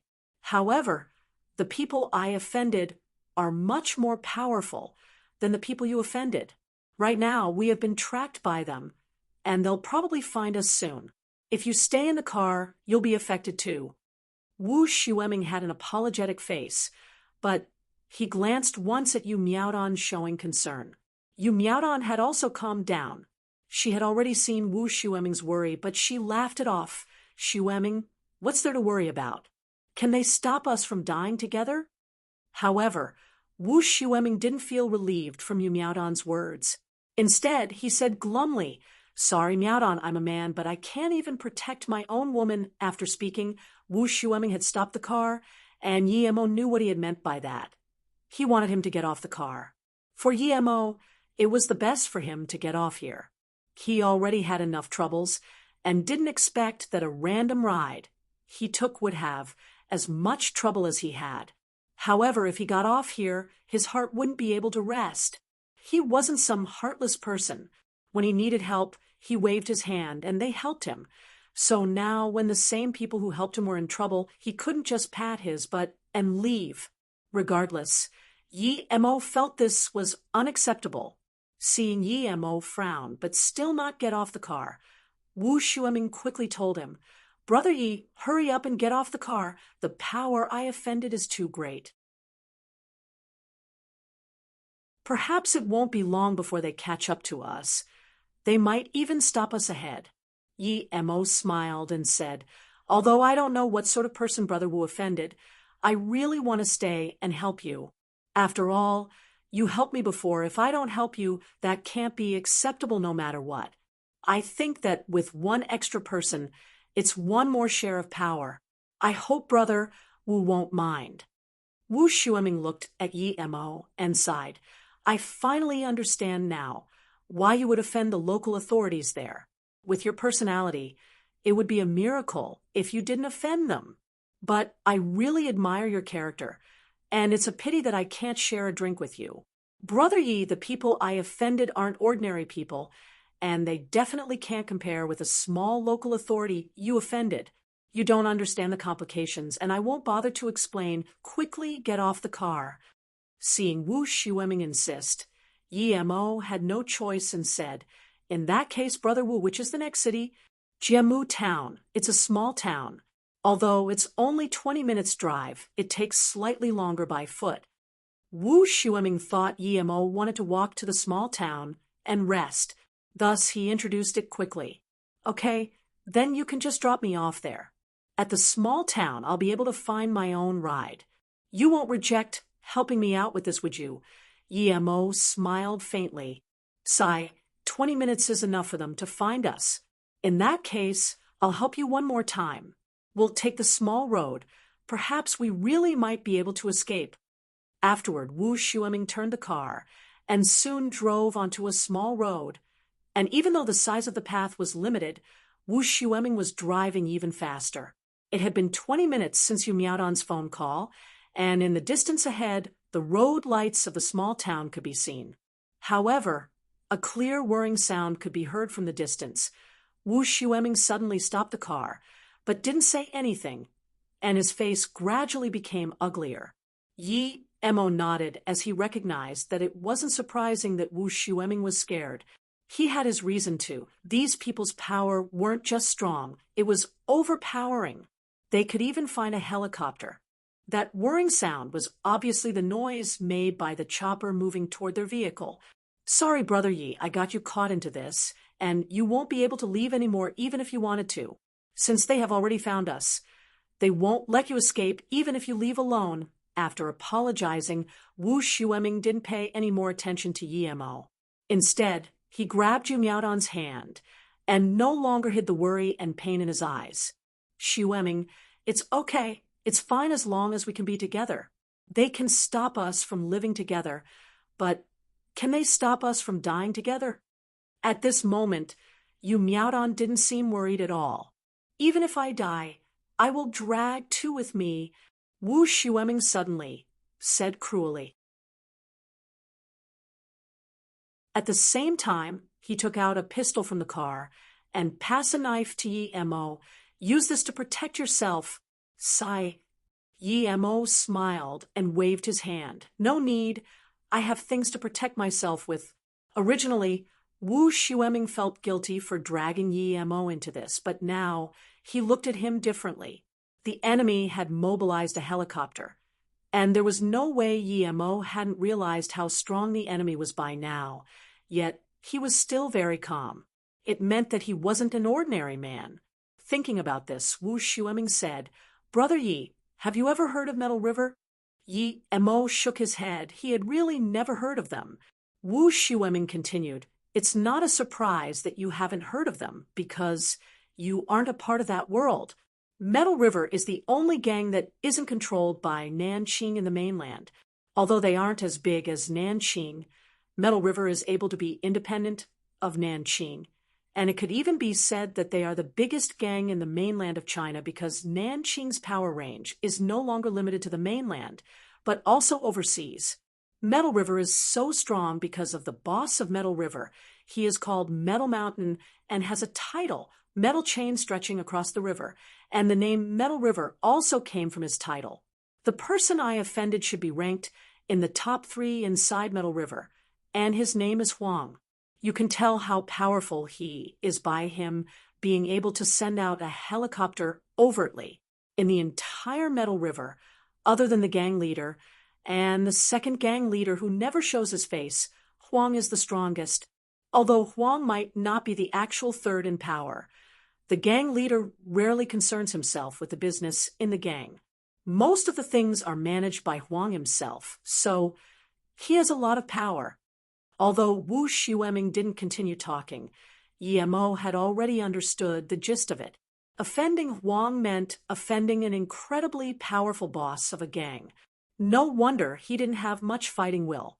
In this situation, he would at most be able to drag a few with him to his death.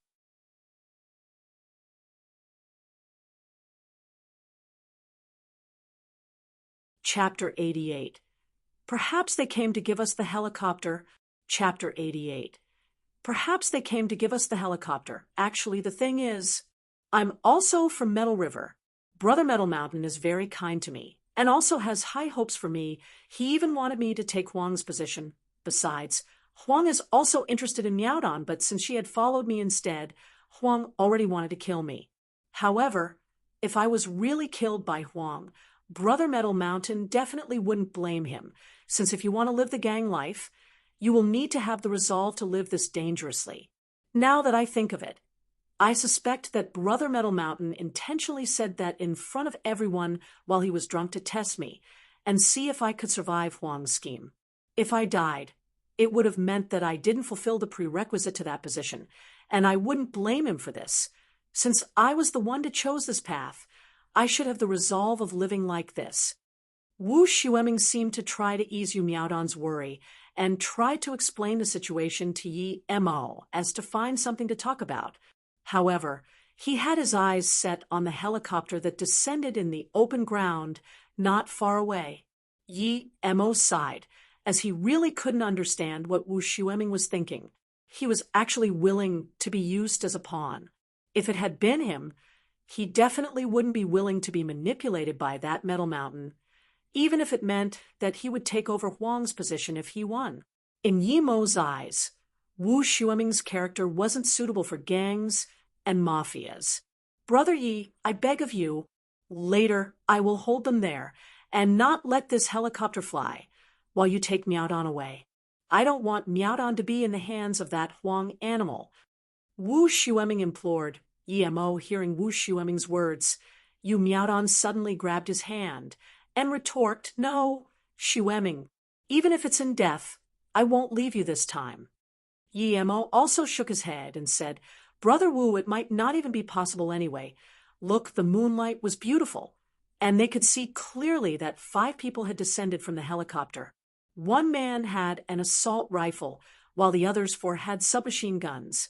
Not only so, but they all had bulletproof helmets." Seeing this, Wu Xueming's eyes also dimmed. He knew that he wouldn't be able to get away no matter what. However, Yi Mo didn't mind the guns in these people's hands. There were only 5 people. He wasn't worried at all. What he cared about was that helicopter. He thought that if he had a helicopter, he would be able to go far away immediately. He turned and looked at Wu Xueming, whose face changed rapidly. "Brother Wu, don't worry. We'll see once they come over. Perhaps they came to give us the helicopter." Although he didn't understand why Yi Mo would be joking in this situation, Wu Xueming still nodded. He only had 4 bullets in his pistol anyway, and if he needed to save 2 for suicide, he only had 2 bullets for 5 men, but these 2 probably wouldn't be much use anyways. As they spoke, the 5 had rapidly charged in front of them and surrounded the car. Yi Mo slowly opened the car and got off first. However, he kept his spirit sense on the 5 people. If someone tried to move his finger to pull the trigger, he would kill him immediately. The reason he hadn't killed them by now was only because he couldn't pilot the helicopter, so he needed to keep the pilot alive. Seeing Yi Mo get off the car, Wu Xueming sighed as he also pulled Yu Miaodan's hand and got off the car. Brother White Shark, there's an extra person. What do we do? They apparently hadn't expected an additional person and were puzzled. Take away Wu and you and take care of the extra person, the leading man said. At this moment, Yi Mo opened his mouth. Don't talk about killing this quickly. First, which one of you here is a helicopter pilot? Hearing Yi Mo's words, the leading man, White Shark, stopped the man who was about to fire. I am. Why did you ask? Oh, I want to save that person's life. As Yi Mo finished his words, a few gusts of wind brushed past the four-man's eyes as 4 nails accurately pierced their throat. These common thugs weren't a threat at all to him, even with guns in their hands. Ugh, arg. After a few sounds, the 4 gunmen wanted to cover their throats, but realized that they didn't even have the strength to raise their hands. In the blink of an eye, the 4 collapsed lifeless. White Shark looked at this shocking scene, and before he even came to his sense, the AK-47 in his hand was grabbed by the young man who had just spoken. At this moment, Wu Xueming finally reacted as he looked at Yi Mo in shock. He didn't think that someone who stopped him on the road would be so terrifying. Immediately, light shone out of Wu Xueming's eyes as he realized that Yi Mo was a master, definitely one of the legendary master. Who are you? How dare you interfere with the business of Metal River? You speaking to there. He suddenly realized that the youth in front of him not only interfered with the matter of Metal River, but he had also killed the people of Metal River. At this moment, Yu Miaodan also realized how strong Yi Mo was, and was in no less surprise than Wu Xueming. Yi Mo turned around and said to Wu Xueming, who was still in shock, Brother Wu, you guys go into the helicopter first. I'll clean up here. Wu Xueming also knew now wasn't the time to ask questions, so he quickly held Yu Miaodan and went toward the helicopter.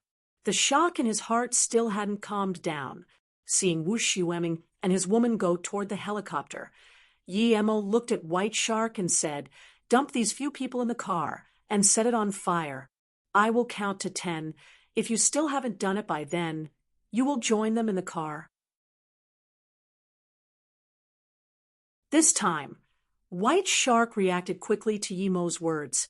He had already completely understood what sort of person he was facing, someone who could kill without blinking more easily than them. Anyway, this wasn't the first time he had burned a car. Thus, he immediately dragged the 4 bodies with his quickest speed into the car and ripped off a piece of fabric that he imbued with gasoline before setting the car on fire. Pick up the guns on the ground and get on the chopper, Yi Mo said coldly. Hearing that Yi Mo wanted him to grab the guns, White Shark immediately rejoiced in his heart. This man actually allowed him to pick up the gun. Do you believe that before you could pull the trigger, I can kill you 100 times? Yi Mo seemed to know what White Shark was thinking, and his words froze White Shark in his tracks. In the end, he picked up the guns and didn't dare to play any tricks. Just as Yi Mo and White Shark came to the helicopter, the car exploded, making a lot of noises. Fortunately, this place was still quite far from the town, and although the sound of the explosion was loud, no one came. Inside the helicopter, Wu Xueming and Yu Miaodan had already sat down, and the two were looking at Yi Mo differently now. However, what shocked Yi Mo was that Wu Xueming was seated in the pilot's cockpit. So he asked, Brother Wu, you know how to pilot a chopper? Wu Xueming nodded. Yes, I'm not too comfortable with this person driving. I had flown a helicopter before in the army. In that case, you are useless. Yi Mo looked at White Shark and said coldly. White Shark saw the situation and immediately realized that Yi Mo wanted to get rid of him. So he quickly said, Don't kill me. I can still help you. Oh, we'll see. Come in then. Afterward, Yi Mo turned to Wu Xueming and said, Brother Wu, start the helicopter. Okay, where do we go now? Wu Xueming saw that Yi Mo had come inside and flown the helicopter into the sky. Yi Mo thought for a moment and asked If Huang dies, does that mean you no longer have to run? If Huang dies, of course, I don't have to run anymore. The one who wants to kill me is only Huang, not. Wu Xueming suddenly stopped talking and looked at Yi Mo. He stuttered. Brother Yi, you don't mean? Yi Mo smiled and said, well, we were fated to meet. I am going to help you kill Huang. Besides, I still have some things I need your help with. He was going to help Wu Xueming kill Huang because firstly, he felt that Wu Xueming was a good person to him. And secondly, if Wu Xueming had the power of Metal River, it would help him in his escape. Master, if you want to kill Huang, I can help you. White Shark suddenly said. Yi Mo looked coldly at White Shark, whose reaction was quite fast. The only reason he had kept him alive was because he had planned to use him to kill Huang anyway.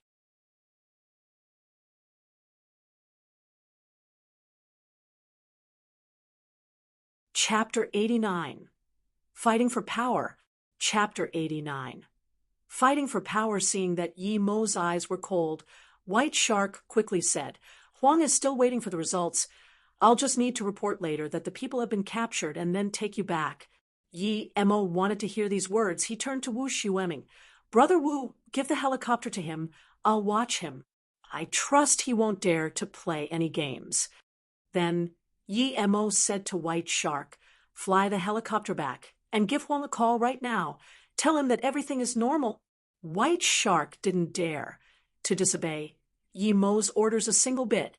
Perhaps other people only threatened, but he saw Yi Mo's power and cruelty with his own eyes. He killed 4 fully armed men without moving at all, and at the same time his face didn't change at all. This man was too ferocious, and White Shark was afraid of annoying Yi Mo, so he hurriedly said, Huang told me when I capture these people, I am to fly straight to Jing City. Jing City? Wu Xueming knew. This plane definitely didn't come from there, as it was almost 2,000 kilometers from here. How could the helicopter fly over? As if seeing through Wu Xueming's doubt, White Shark quickly explained, I just came from Qiping. I was originally planning to stop Brother Wu, but I received your location at the spur of the moment, so I came. This helicopter is also modified, and its fuel tank can last for around 2h and 50 minutes. Furthermore, its speed is much faster than regular helicopters. Since it had already flown for around 20 minutes, it should still be able to travel for another 2.5 hours. After that, we can refuel at Wangchuan and finally reach Jing City in one go. Speaking to here, he paused for a moment before continuing, Brother Wu should know that Wangchuan has a petrol station controlled by Metal River, and because this helicopter has been modified, many parts are more advanced, so the oil from normal petrol stations can't be used. Although it could still be forcibly used, we may get problems on the way. Wu Xueming nodded and said, We'll do that then. You can start flying straight to Jing City. He knew about the petrol station at Wangchuan. Yi Mo had studied the map and had seen Jing City before. That place was close to Russia and was also a borderline place. However, they would still need a few hours to get to Jing City. Yi Mo looked at the burning car down below and thought that even if someone realized what had happened inside the car, it would be a few hours later. By that time, he would have finished his business. It was as White Shark said. After 2 hours, the helicopter stopped at Wangchuan to refuel, and perhaps they had already received a message, but no one suspected a thing. After leaving Wangchuan, it was still not daylight yet. A little over 7 a.m., the helicopter stopped at a large private manor. The helicopter speed was indeed fast, and Yi Mo estimated that it could reach about 430 to 500 kilometers per hour. Before, when Yi Mo had followed Wendong to that manor, he had already considered it to be large enough, but compared to this one, it was actually minuscule. Thinking about Wendong, he remembered the model and the data that Wendong gave to him, which were still in his bag now. He didn't know what it was for, and didn't have the interest to look at it either. Wu Xueming saw Yi Mo looking over, and seemed to understood what Yi Mo was thinking. He shook his head and said, The people here are all Huangs. He would send my people away, but there's also a part of people who are only loyal to Metal River and not Huang. Huang is coming out. Wu Xueming saw a man walk out from a mansion and said. Yi Mo looked at the man. He was around 50 with triangular-shaped eyes and was very obese.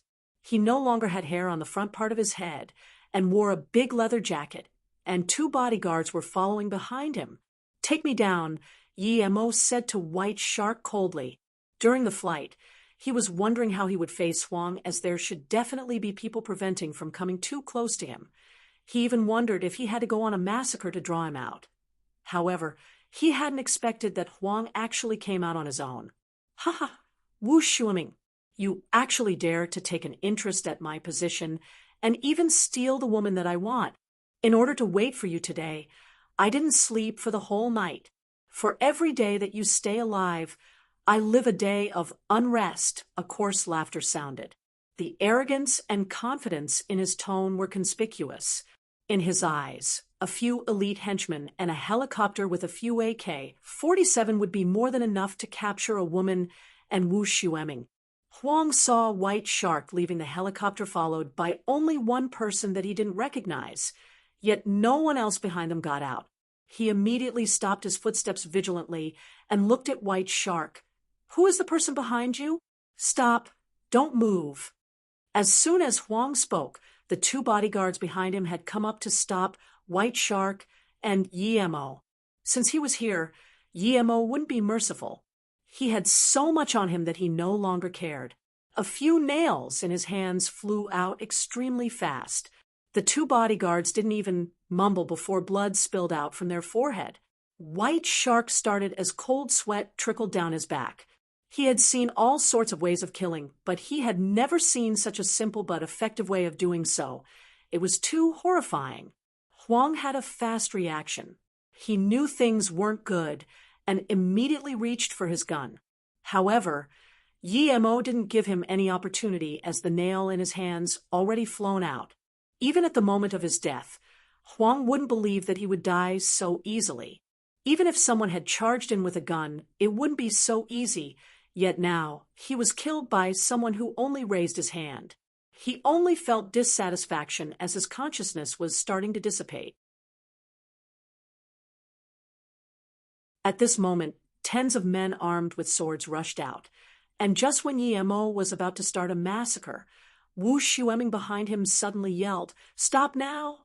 I will be responsible here. Are you going to rebel?" The scene immediately calmed. Many people didn't know if they should attack, but a few men raised their guns, and before their fingers even touched the trigger, they were killed by Yi Mo. Wu Xueming still had some authority. Other than a few of Huang's loyal followers, most of the people were still only loyal to Metal River. As for who took over after Huang's death, they didn't really care. They also knew about the fighting between Huang and Wu Xueming. They had seen too much of these fights already. The day that Wu Xueming killed Huang, Metal Mountain passed down his words allowing Wu Xueming to take over. At the same time, Wu Xueming's men also came back, allowing him to fully stabilize his position. In a grandiloquent mansion in Hong Kong, a middle-aged man sat on the master chair. Opposite from him was a 50-or-so-year-old Taoist, and the 2 were tasting some tea. The middle-aged man was the big boss of Metal River, Metal Mountain, and if he hadn't said anything, perhaps no one would know that the second in command of Metal River was a Taoist. The Taoist who sat next to Metal Mountain was the second in command, the master Xian Daoram. His powers were significantly higher than Metal Mountain, but he didn't have that much desire for power and put most of his time and energy on cultivation. Unless there were major affairs in the gang, he usually wouldn't show himself. Similarly, no one knew that the reason Nong Qing didn't touch Metal River at all was nothing related to Metal River's personal power, but because of this Xian Daoran. This Wu Xueming is not bad. Your step was right. After sipping some tea, the Taoist opposite said. Metal Mountain contemplated for a moment before saying, "I thought that Wu Xueming could only at most survive Huang's pursuit. When I heard that he had taken a woman with him, I didn't even have any hope that he could survive, but I didn't expect him to be actually able to take out Huang." Huang has really been regressing these few years, and Metal River needs some fresh blood. I just hope that this Wu Xueming won't disappoint me. Otherwise, he will be the next Huang. When he talked about these matters, Metal Mountain didn't have any emotional changes. It was as if this was naturally so. After a while, Metal Mountain continued. I heard that Qian Baihe was recently on a rampage because of the death of his only son, but he'd best not touch our Metal River. Otherwise, we won't let this go easily. You don't need to worry about this. I'm about to break through. I just came out this time to have a stroll so that I can focus on breaking through. Once I reach the Earth stage, I will go meet this Qian Longtu.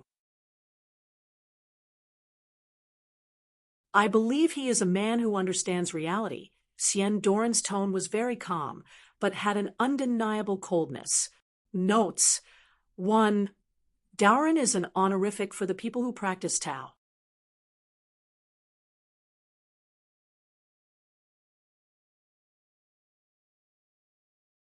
Chapter 90. Plan. Chapter 90. Plan Yunbing had a beauty sleep. When she woke up, she suddenly thought of something and subconsciously reached out her hand to grab, but it was empty. He had left. Yunbing suddenly felt that she had lost something, and even though she knew that Yi Mo was leaving today, she didn't expect to leave without a farewell. However, she found a letter for her beside the bed. Sister Bing, thank you for saving my life. I'll come back for you one day. I'm leaving now. Yi Mo. Reading the words in her hands, Yunbing suddenly felt relieved. If he said that he would come back for her, he definitely would. Although she didn't have deeper feelings for Yi Mo, she just liked the feeling of staying with him and started wondering if she had been too lonely. But immediately, Yunbing couldn't help but worry about Yi Mo's safety. Ooh, what? You killed Qian Longtu's only son.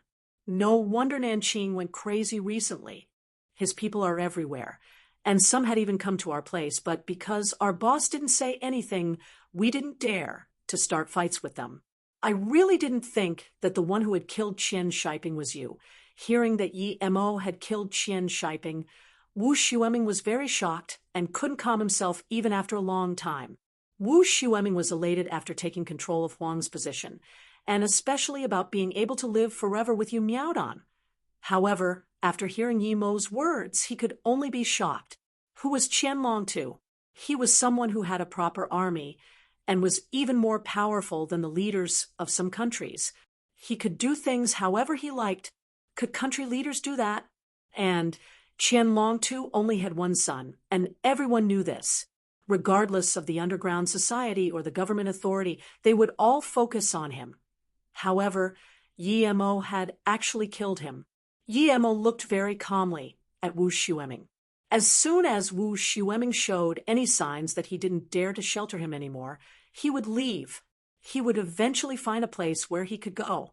The reason he helped Wu Xueming was partly because he wanted Wu Xueming to help him for the time being. After all, his power was still too low, but as soon as he reached the third stage, even if Qian Longtu didn't come for him, he would look for him. He wasn't someone who could be hunted without consequence. Those who hunted him would eventually be hunted back by him. Brother Yi, originally I was planning to invite you to join Metal River, but now it seems that this plan is implausible. If you really join Metal River, this would not only harm you, but also Metal River. Wu Xueming had finally calmed down. Yi Mo nodded. Anyway, even without the incident with Qian Longtu, he still wouldn't join Metal River. That life didn't suit him.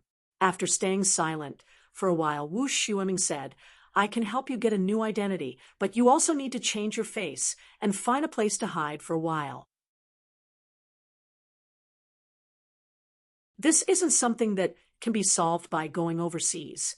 Yi Mo learned the might of Qian Longtu from Wu Xueming, and since he had killed his only son, as soon as Qian Longtu would learn that he was the killer, only the craziest of revenge awaited him.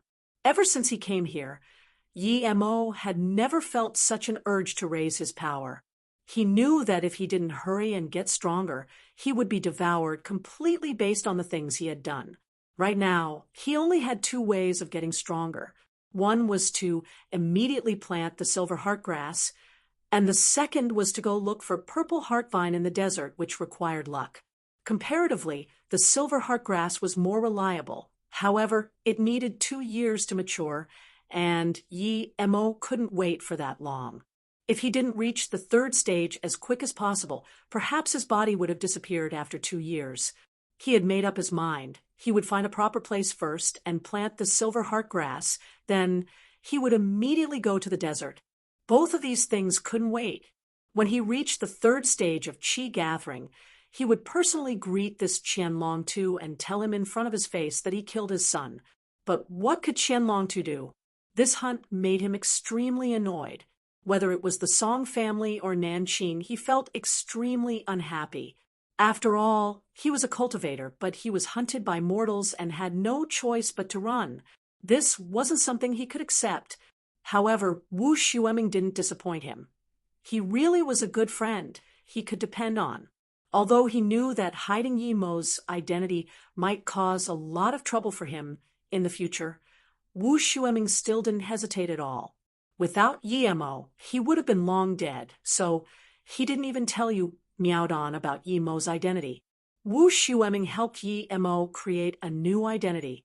The name was Mo Yi, and in order to prevent recognition, Yi Mo drew a mark on his face. It looked a bit ugly, but the image on the passport had this mark. He was forced to do this because Nanqing's power was too great and seeped into almost every hole. Meanwhile, Yi Mo still wanted to find a stable place to grow his silver heartgrass and didn't want to be discovered while he was planting it. That was too important to him. The weather in Jing City was too cold, which wasn't suitable for growing a silver heartgrass. And besides, it was easy to catch attention staying directly there. Yi Mo took out some of the soil from his house he had grabbed before and asked Wu Xueming to help him get it analyzed. The results showed that parts of the southern cities were fine, but not all of them, while most of the northern cities and other places couldn't support the growth of a silver heartgrass. At last, Yi Mo finally decided and picked Luotsang in the Jiangnan province, which was neighboring Shanghai, one of the big cities with almost 5 million in population. The reason Yi Mo chose Luotsang this time was irrelevant to Qi Wanqing. It was because the earth there had the most similarities to the earth he brought for analysis. And also, pretty much all the underground world was governed by Metal River under Wu Xueming. Another reason was that there was a flight straight to Dakumile. And from there, he could go straight to the desert. A week later, Yi Mo left Jing City for Luotsang with his new identity. Although Wu Xueming had a lot of power in Jing City, Yi Mo still chose to take the train as he didn't want to raise a sliver of suspicion toward him. It wasn't because he was scared, but because his time was really short and he didn't have the time to fight with these people. Yi Mo chose a compartment seat since he didn't take the money Wu Xueming gave to him. For Yi Mo, he helped Wu Xueming and Wu Xueming helped him. So the two were friends now, but just friends. If he took Wu Xueming's money, he would feel that he owed him and didn't like that feeling. Besides, Yi Mo had still around $50,000 in his bag. There wasn't a direct train from Jing City to Luotsang, so Yi Mo took the train to Jing State first and changed train from there to Luotsang. When Yi Mo got on the train, his compartment wasn't full, only 2 people, including him. It was a woman in her 40s. She looked astute, but was obviously tired, as she didn't even say a word before falling asleep. Yi Mo thought that this woman was too careless. No matter how tired she was, she had to at least stay alerted since there might be some thieves on the train. However, there was only Yi Mo and her now. Of course, Yi Mo wouldn't stoop so low as to steal from a woman. Even if she had $1 million USD on her, he wouldn't even look at it. He found a seat and closed his eyes to meditate. At the same time, he thought about how to settle down once he arrived at Luotsang and wondered if he should find a job first or rent a house.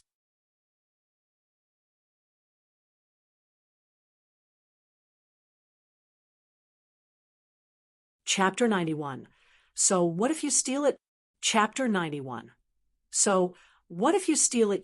Mo was sure that when he arrived at Luo Tsam, he would need to find a proper place to grow his silver heart grass, and until it was fully grown, he would not only waste time, but also raise suspicion if he watched it germinate every day.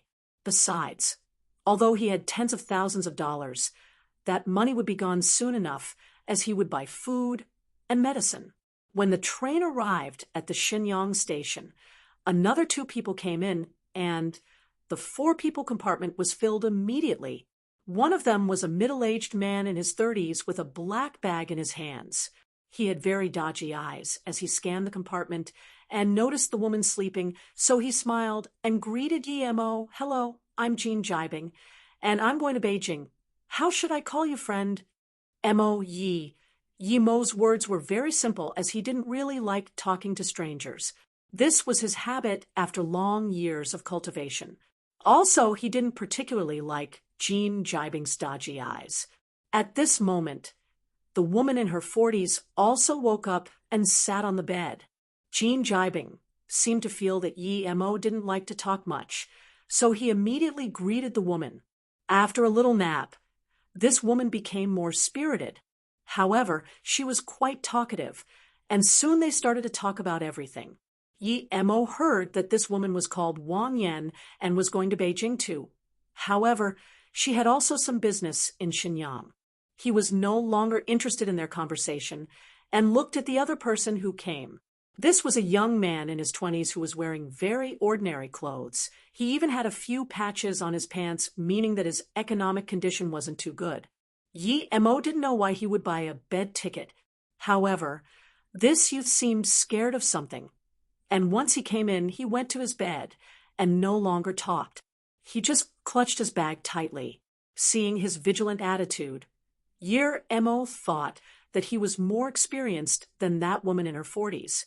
"Little brother, do you have gold in your bag?" "Haha, I see you're very alert. It's okay, we're all strangers, but you just need to be careful. There is no need to hug your bag this tightly." Jean Jibing talked with the woman for a while, and suddenly looked at that innocent youth, joking with him. "No gold, just some tools to cure illness." This innocent youth didn't seem to expect that someone would talk to him, and immediately stuttered. "Oh, I didn't know you were a doctor." "Excuse my rudeness before. What's your surname?" Seeing the youth's anxiety, Jean Jibing asked once again. However, his tone wasn't contemptuous. "I'm Eru. My medical skills were passed down from my ancestors." The anxiousness in Era's tone was still obvious, showing that it was his first time leaving his home. I really couldn't tell you were a doctor. Where do you plan to go?" Wang Yan's tone was obviously suspicious toward Eru being a doctor. However, she wasn't straightforward about it. Eru blushed more after being asked like that by Wang Yan. He mumbled, "I got a ticket to Zheng State, so I'm going there to have a look." Mo had already understood that this Eru had never left home before, and probably didn't even know where he got the ticket to Zheng State. Although he didn't know what Eru's medical skills were like, he could imagine that he definitely wouldn't be able to survive properly there. Perhaps he may even end up begging in the streets. However, Eru gave Mo a good idea. If he started a clinic in Luotsang and hired this innocent and honest-looking Eru to help, he would have time to cultivate and grow his silver heart grass. The most important point was that when he left Luotsang, Eru would be able to look after it. Hearing Eru's words, both Jean Jibing and Wang Yan obviously didn't believe him, so they quickly lost interest in him. However, Mo's interest for Eru had picked. Seeing that Mo chatted a bit with Eru before he stopped and closed his eyes to sleep, Jibing suddenly took out a magazine from his bag and a pair of glasses. However, Mo was alert. When this Jean Jibing walked in, the way his eyes moved around didn't seem like he was short-sighted. What would he take out glasses for now?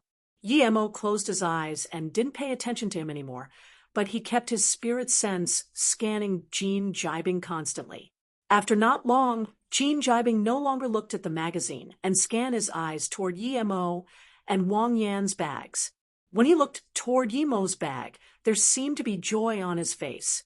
Of course, Yi Mo knew that he had tens of thousands of dollars in his bag, and with Jean Jibing showing such complexion, it meant that he had realized what was in his bag. Yi Mo was quite surprised. How did he know he had money in his bag? Did he have spirit sense too?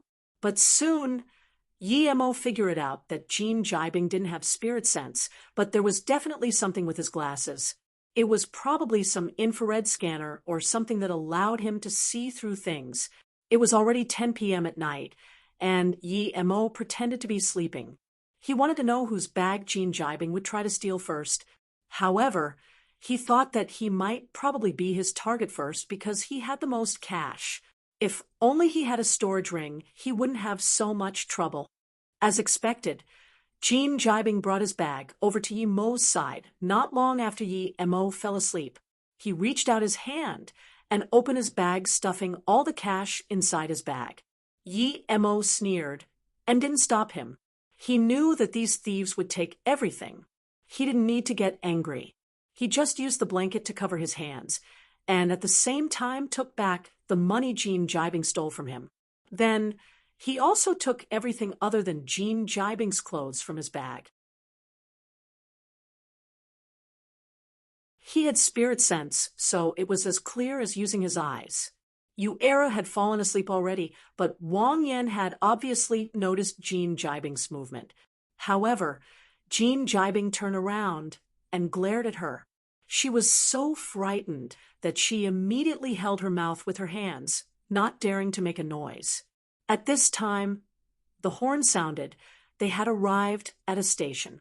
Jean Jibing had already taken everything and grabbed the bag as he was ready to leave. At this moment, a girl in her 20s walked past the compartment and saw Jean Jibing's movement. She immediately knew that he was a thief, but more importantly, the victim was still asleep. The girl saw the thief and immediately yelled, yet Jean Jibing grabbed his bag and didn't care if other people found out as he dashed out of the carriage of the train. "Art, that thief stole your things and you're still sleeping."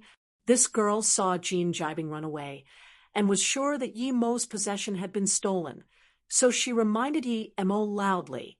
Yi Mo opened his eyes and saw this extremely worried girl and realized that she was a student. No wonder she had such a sense of justice, seeing that other people were worried about him. He had no choice but to smile and say, "I actually don't have much in my bag, so it doesn't matter if he steals it. Sigh. You should call the police immediately. I'll help you with that." This girl was really warm-hearted. Yi Mo thought that the people he didn't want to deal with the most now was the police, so he quickly waved his hand. "Don't mind about this. I really don't have much. There's no need to call the police, but still, thank you." This girl saw that Yi Mo really didn't want to call the police, so she shook her head helplessly and crossed the carriage. Seeing this girl leave, Yi Mo immediately stuffed everything in the bag. Originally, he had $50,000, but now he had $20,000 extra. Other than this, there were also some miscellaneous things and a large stack of identity documents. Yi Mo stuffed them all in his bag.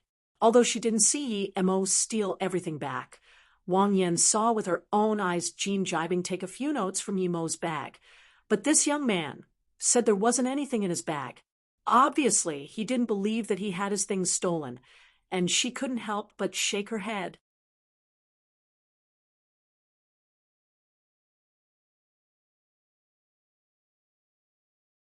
Chapter 92.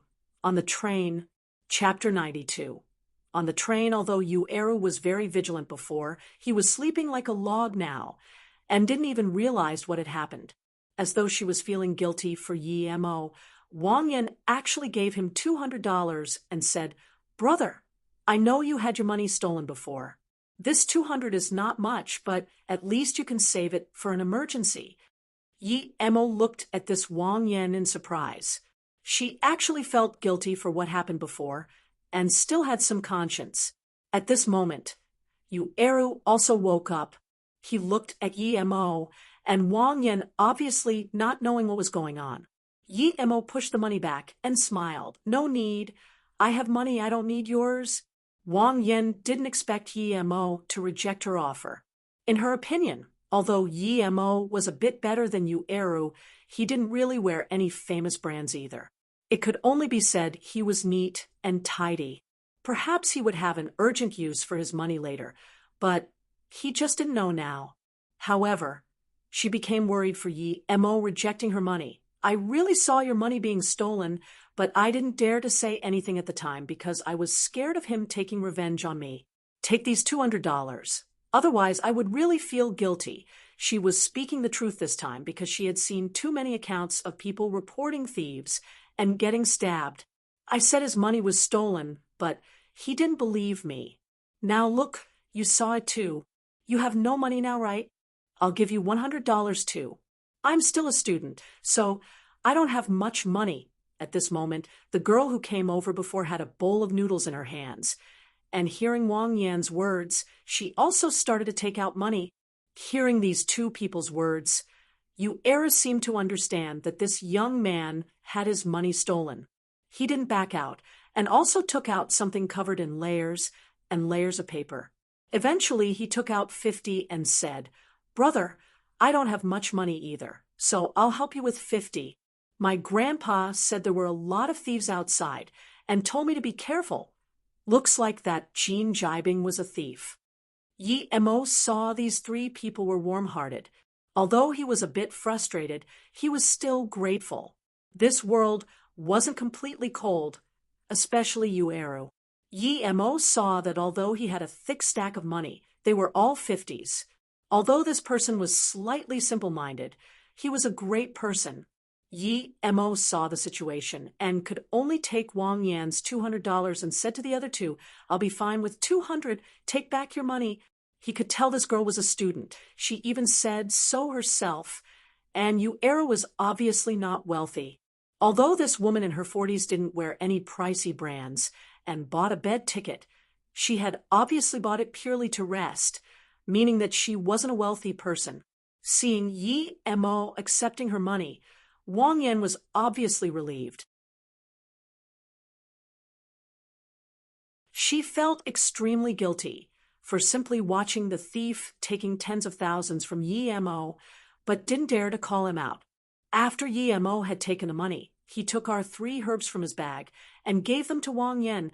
"I won't take your money for free. Take these 3 herbs." The 2 women looked stunned at Yi Mo, wondering why she would want his herbs. However, Yu Era stared at these herbs that he had never seen before and wandered off in his mind. "Big brother, you're also a Chinese doctor?" Yu Era said, astonished. Yi Mo shook his head. "I'm not really a Chinese doctor. I just have some understanding of herbs and like to collect them." At this moment, Wang Yan reacted and quickly pushed the herbs away. "Big brother, I don't have any use for these things. Take them back." Yi Mo smiled. "Other people might not have a use for these 3 herbs, but you do." "Why?" the girl asked, astonished. She had already been confused when Yi Mo gave the 3 herbs to Wang Yan, but now she was even more confused when Yi Mo said this. Seeing that another person asked the question for her, Wang Yan didn't talk and wanted to see how Yi Mo would answer. "Because you still don't have children, you should know your condition better than anyone else. Take back these herbs and boil them 3 times. Remember not to add anything else, just these 3. It would be best if you drink the crumbs too, then you would be fine." Yi Mo could tell that Wang Yan had some problems with her body. Not only was she not able to give birth, but in the long run, she would barely be able to live for another 20 years at most. He found these herbs in the borderline of Vietnam and still had some remaining. Normal people wouldn't know its use because these 3 had to be consumed at the same time. To be honest, he was missing a herb that replenished the essence of the body.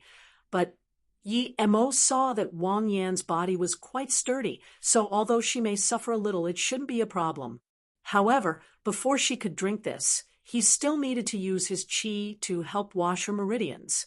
"Ah, you really can tell that I have." Wang Yan took the 3 herbs excitedly with her hands shaking. Suddenly, she bowed down many times to Yi Mo, but still couldn't say anything.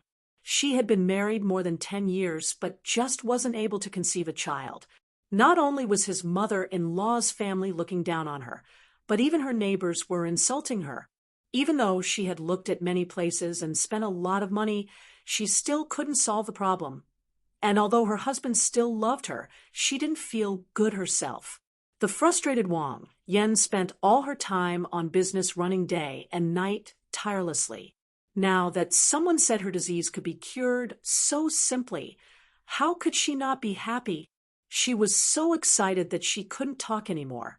She was already 39, and after another 2 years, she would truly start to feel hopeless.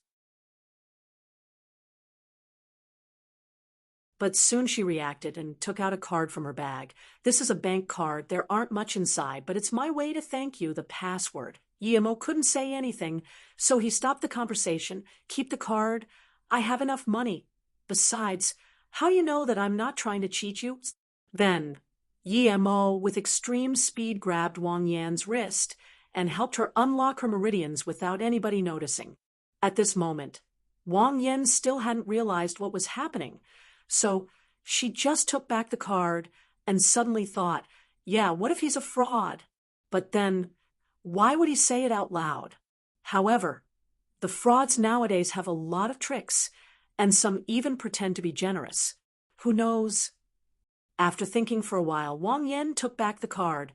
"Big brother, how about you leave your number with me? If this can really cure my condition, I must repay you." Yi Emma waved his hand. "I don't have a phone, and there's no need for repayment. Furthermore, since you have already paid for these 3 herbs, there's no need for anything else. Big brother, your medical skills are so great you don't even need to check her meridians, and you could tell her condition. Even my grandpa isn't as skilled as you." Eru suddenly said. Yemo said, "Eru, you are a Chinese doctor, and I think that you're quite a good person. Would you like to pursue a career with me in Luotsang? I plan to open a clinic, and if you want, you can help me out." "Of course, I do. I don't have any good place to go anyway." Seeing that Yi Emo invited him, the lost Eru agreed without hesitation. At this moment, Wang Yan also calmed down. She looked at Yi Emo and then at Eru, but couldn't be sure if Yi Emo was a fraud. However, Yi Emo helped her before, so although she didn't know if these few herbs were real, she couldn't say much. The girl saw that Yi Emo was a doctor as well and admired him. Now that Yi Emo said he was going Luotsang, she immediately said, "I'm also going to Luotsang. We can go together then." "Wait, I'll carry my stuff here." "Fine, we can help each other with more people." Yi Emo didn't mind this girl taking the train with them. Although this girl wasn't very pretty, she had a good heart, and she looked decent too. Besides, she had wanted to help Yi Emo before. "I'll help you carry things." Eru was a very gentle person, and now that they were familiar with each other, he actually just left his bag on the bed and was going to help the girl carry her things. Just then, he had said that his grandpa told him that there were a lot of thieves outside.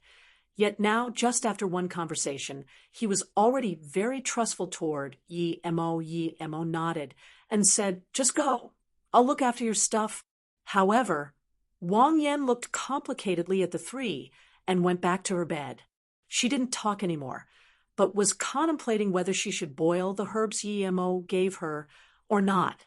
Soon, the girl moved her stuff over. It was just a case and a bag.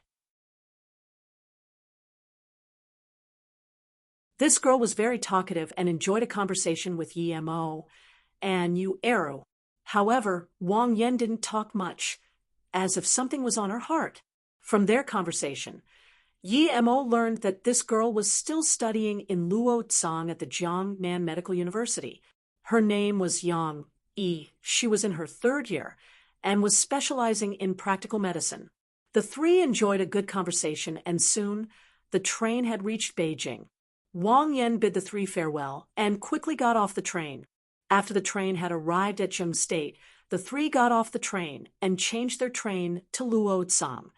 However, believing that Yi Emo had lost all his money, Yang Yi insisted on buying a ticket for Yi Emo.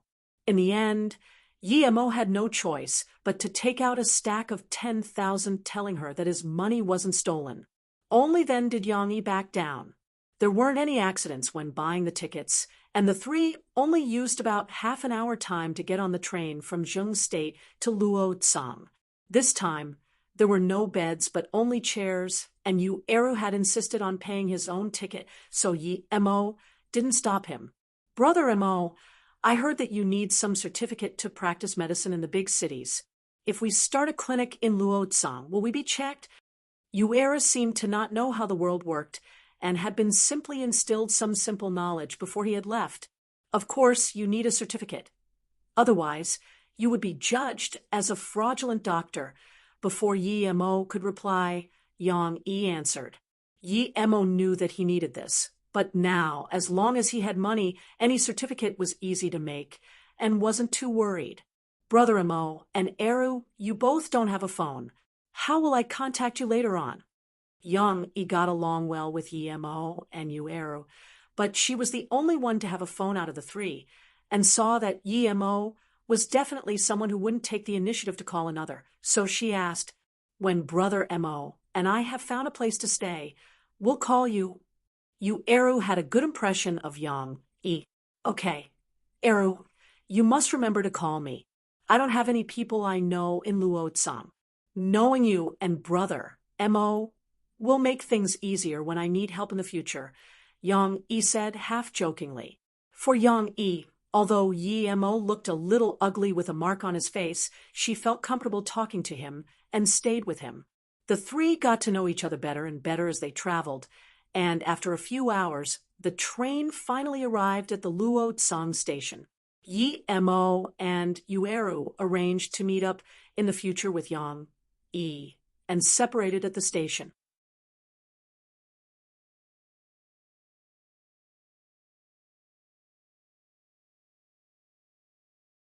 Chapter 93. Do you think you can leave? Chapter 93. Do you think you can leave? Ninghai. For a few days, Ning Qingxue, who couldn't rest properly, finally calmed down.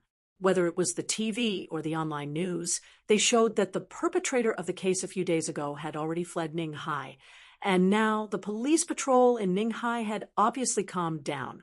All these signs had meant that Yi Mo had really left Ninghai. "Su Wei, I want to leave a few days. Can you look after the flowers I had planted here? Especially this smallest one." Ning Qingxue was just talking to Su Wei when Li Mumei came from Su Jingwen's place. Hearing Ning Qingxue's words, Li Mumei was immediately rejoicing. "Qingxue, you want to go back to your state?" However, Ning Qingxue shook her head. "No, I just want to go out by myself and ease my feelings, and it's too boring staying at Ning Hai all the time." She didn't even tell Li Mumei where she was going. "Qingxue, aren't you going back to your state? How about I go with you?" Li Mumei immediately felt things weren't right after hearing Ning Qingxue's words. After all, Ning Qingxue had never been to other places alone, so where would she be going? Su Wei already knew that Ning Qingxue's identity wasn't ordinary, and she seemed to have something weird going on with Yi Mo, and although she never asked about it, she was still able to tell. And now Ning Qingxue wanted to go out and even asked her to look after the flowers. It was not that she had a problem with it, and besides, she knew that this grass was very important to Ning Qingxue. As for why, she had no idea. Li Mumei saw Ning Qingxue didn't want to say where she was going, so she could only sigh and stopped asking. 2 days later, Ning Qingxue was finally ready to go, and just reminded Su Wei again to look after the grass for her before she left Ning Hai. It wasn't convenient for her to carry Yi Mo's case, but she didn't feel safe leaving it at Ning Hai, so she could only put the contents in a bag. As for those 3 beads, Ning Qingxue hadn't been able to find a string good enough to connect them, so she could only put them in the bag. She wanted to find the prettiest string and connect these beads before putting it on her wrist, but now she wasn't able to find one, so she could only store it away. The reason she left Ning Hai was that the last time Xiaolei came, she said that she had met Yi Mo in Flowing Snake. So Ning Qingxue wanted to check there since, in her opinion, Xiao Lei saw Yi Mo in Flowing Snake, so it meant that Yi Mo could quite possibly go back there again. She had done her research, and Flowing Snake was a place close to the border, a very chaotic location and good for escaping. Although she had thought more than once that Flowing Snake was too dangerous, she reminded herself that if it hadn't been for Yi Mo, she would have been long dead. So what if she died again? Besides, she also understood that if she didn't actively look for Yi Mo and just stayed in Ninghai, perhaps she wouldn't be able to see Yi Mo in her lifetime. She had a feeling that Yi Mo wouldn't come looking for her. Although she didn't know why Yi Mo came back to Ninghai last time, she was sure that Yi Mo didn't come for her. She noticed that her feelings for Yi Mo were getting more and more complicated. Initially, she had only wanted to use him. Then she felt guilty and wanted to apologize and compensate him. However, afterward, she was hurt while protecting the grass, and it was Yi Mo that treated her. She felt grateful toward him and even wanted to live with him like this for the rest of her life. But she felt that the more she understood him, the farther away she was from him. She was becoming a stranger to him, yet she wanted to understand him more. There wasn't a direct trip to Guilin from Ninghai, but there was a flight to the Xian Mountain, and from there, Ning Qingxue could go directly to Guilin. Nothing troublesome happened from Ninghai to Guilin. However, after arriving there, Ning Qingxue realized that she couldn't even find a ride to Flowing Snake. No matter how much money she offered, no one wanted to take her to Flowing Snake, and most of them even tried to persuade her that a girl like her shouldn't go to Flowing Snake by herself. However, Ning Qingxue was determined to go there, so in the end, she had no choice but to go to a rental company and rent a Volkswagen. She was ready to drive herself to Flowing Snake. Although a ride to Flowing Snake was very hard to find, the route could be easily asked for. After 2 hours, Ning Qingxue's car had gone into the twisted mountain paths, and she realized that she hadn't even gone half the way through, but it was already 5 p.m. After another bumpy 2 hours, Ning Qingxue realized that the roads started to become flatter, and it was more desolate around. The howls of beasts could be heard from time to time, and the wind was blowing crazily on the trees. Being anxious, Ning Qingxue drove faster and faster. "Big brother, I didn't think there would be a car this late. Should we move?" In a patch of forest that Ning Qingxue could not see, a few pair of eyes were already gazing at her. The man called Big Brother waved his hand and said, "No need, we still have other business tonight. Plus, a person who drives this model probably doesn't have much loot anyway. And that Fongnan's reach is really extensive now. There's no need to expose us for this type of car." Ning Qingxue would never imagine that she had avoided a disaster just because of the model of car she was driving. When she finally arrived in Flowing Snake, it was already around 9 p.m. The fatigued Ning Qingxue carried her bag and prepared to find a place to stay for the night and look for Yi Mo's news tomorrow. Flowing Snake was not without its hotels, but they were mostly for those bandits or merchants at the borderline, and those who are able to do illegal business here weren't normal people. These hotels not only had a place to live, but also provided a bar for people to drink downstairs. So as soon as Ning Qingxue walked into the nearest hotel, she immediately attracted the eyes of almost everyone in the hotel. Flowing Snake did have a few women, but this was the first time that a girl who was as white, young, and beautiful came. Those who could survive in Flowing Snake had their heads in their hands, and these people were drunk almost every day. So as soon as they saw Ning Qingxue, all the people set their gazes on Ning Qingxue's body, even the 2 women that were there. Ning Qingxue looked at the countless eyes of hungry wolves and felt cold shivering uncontrollably. As though seeing Ning Qingxue shiver, a 30-year-old man sitting at the bar had lights shining out of his eyes. He carried a cup and walked over. "Girl, you're staying overnight? Don't worry, with me here, No one would dare to hurt you. Boss, get me the best room for this girl. It's on me. As soon as this man came over and talked, a lot of people immediately went quiet. Their lustful eyes also had some sympathy. Everyone knew that this person was called Sherway. In fact, he has another title, Echidna.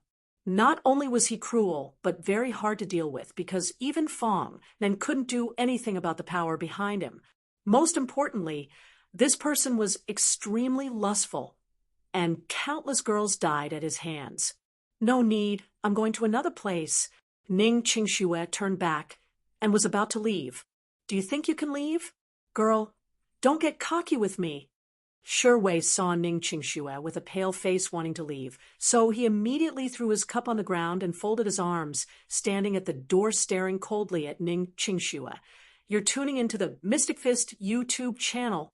Don't forget to subscribe and join us on this journey to catch the most captivating stories.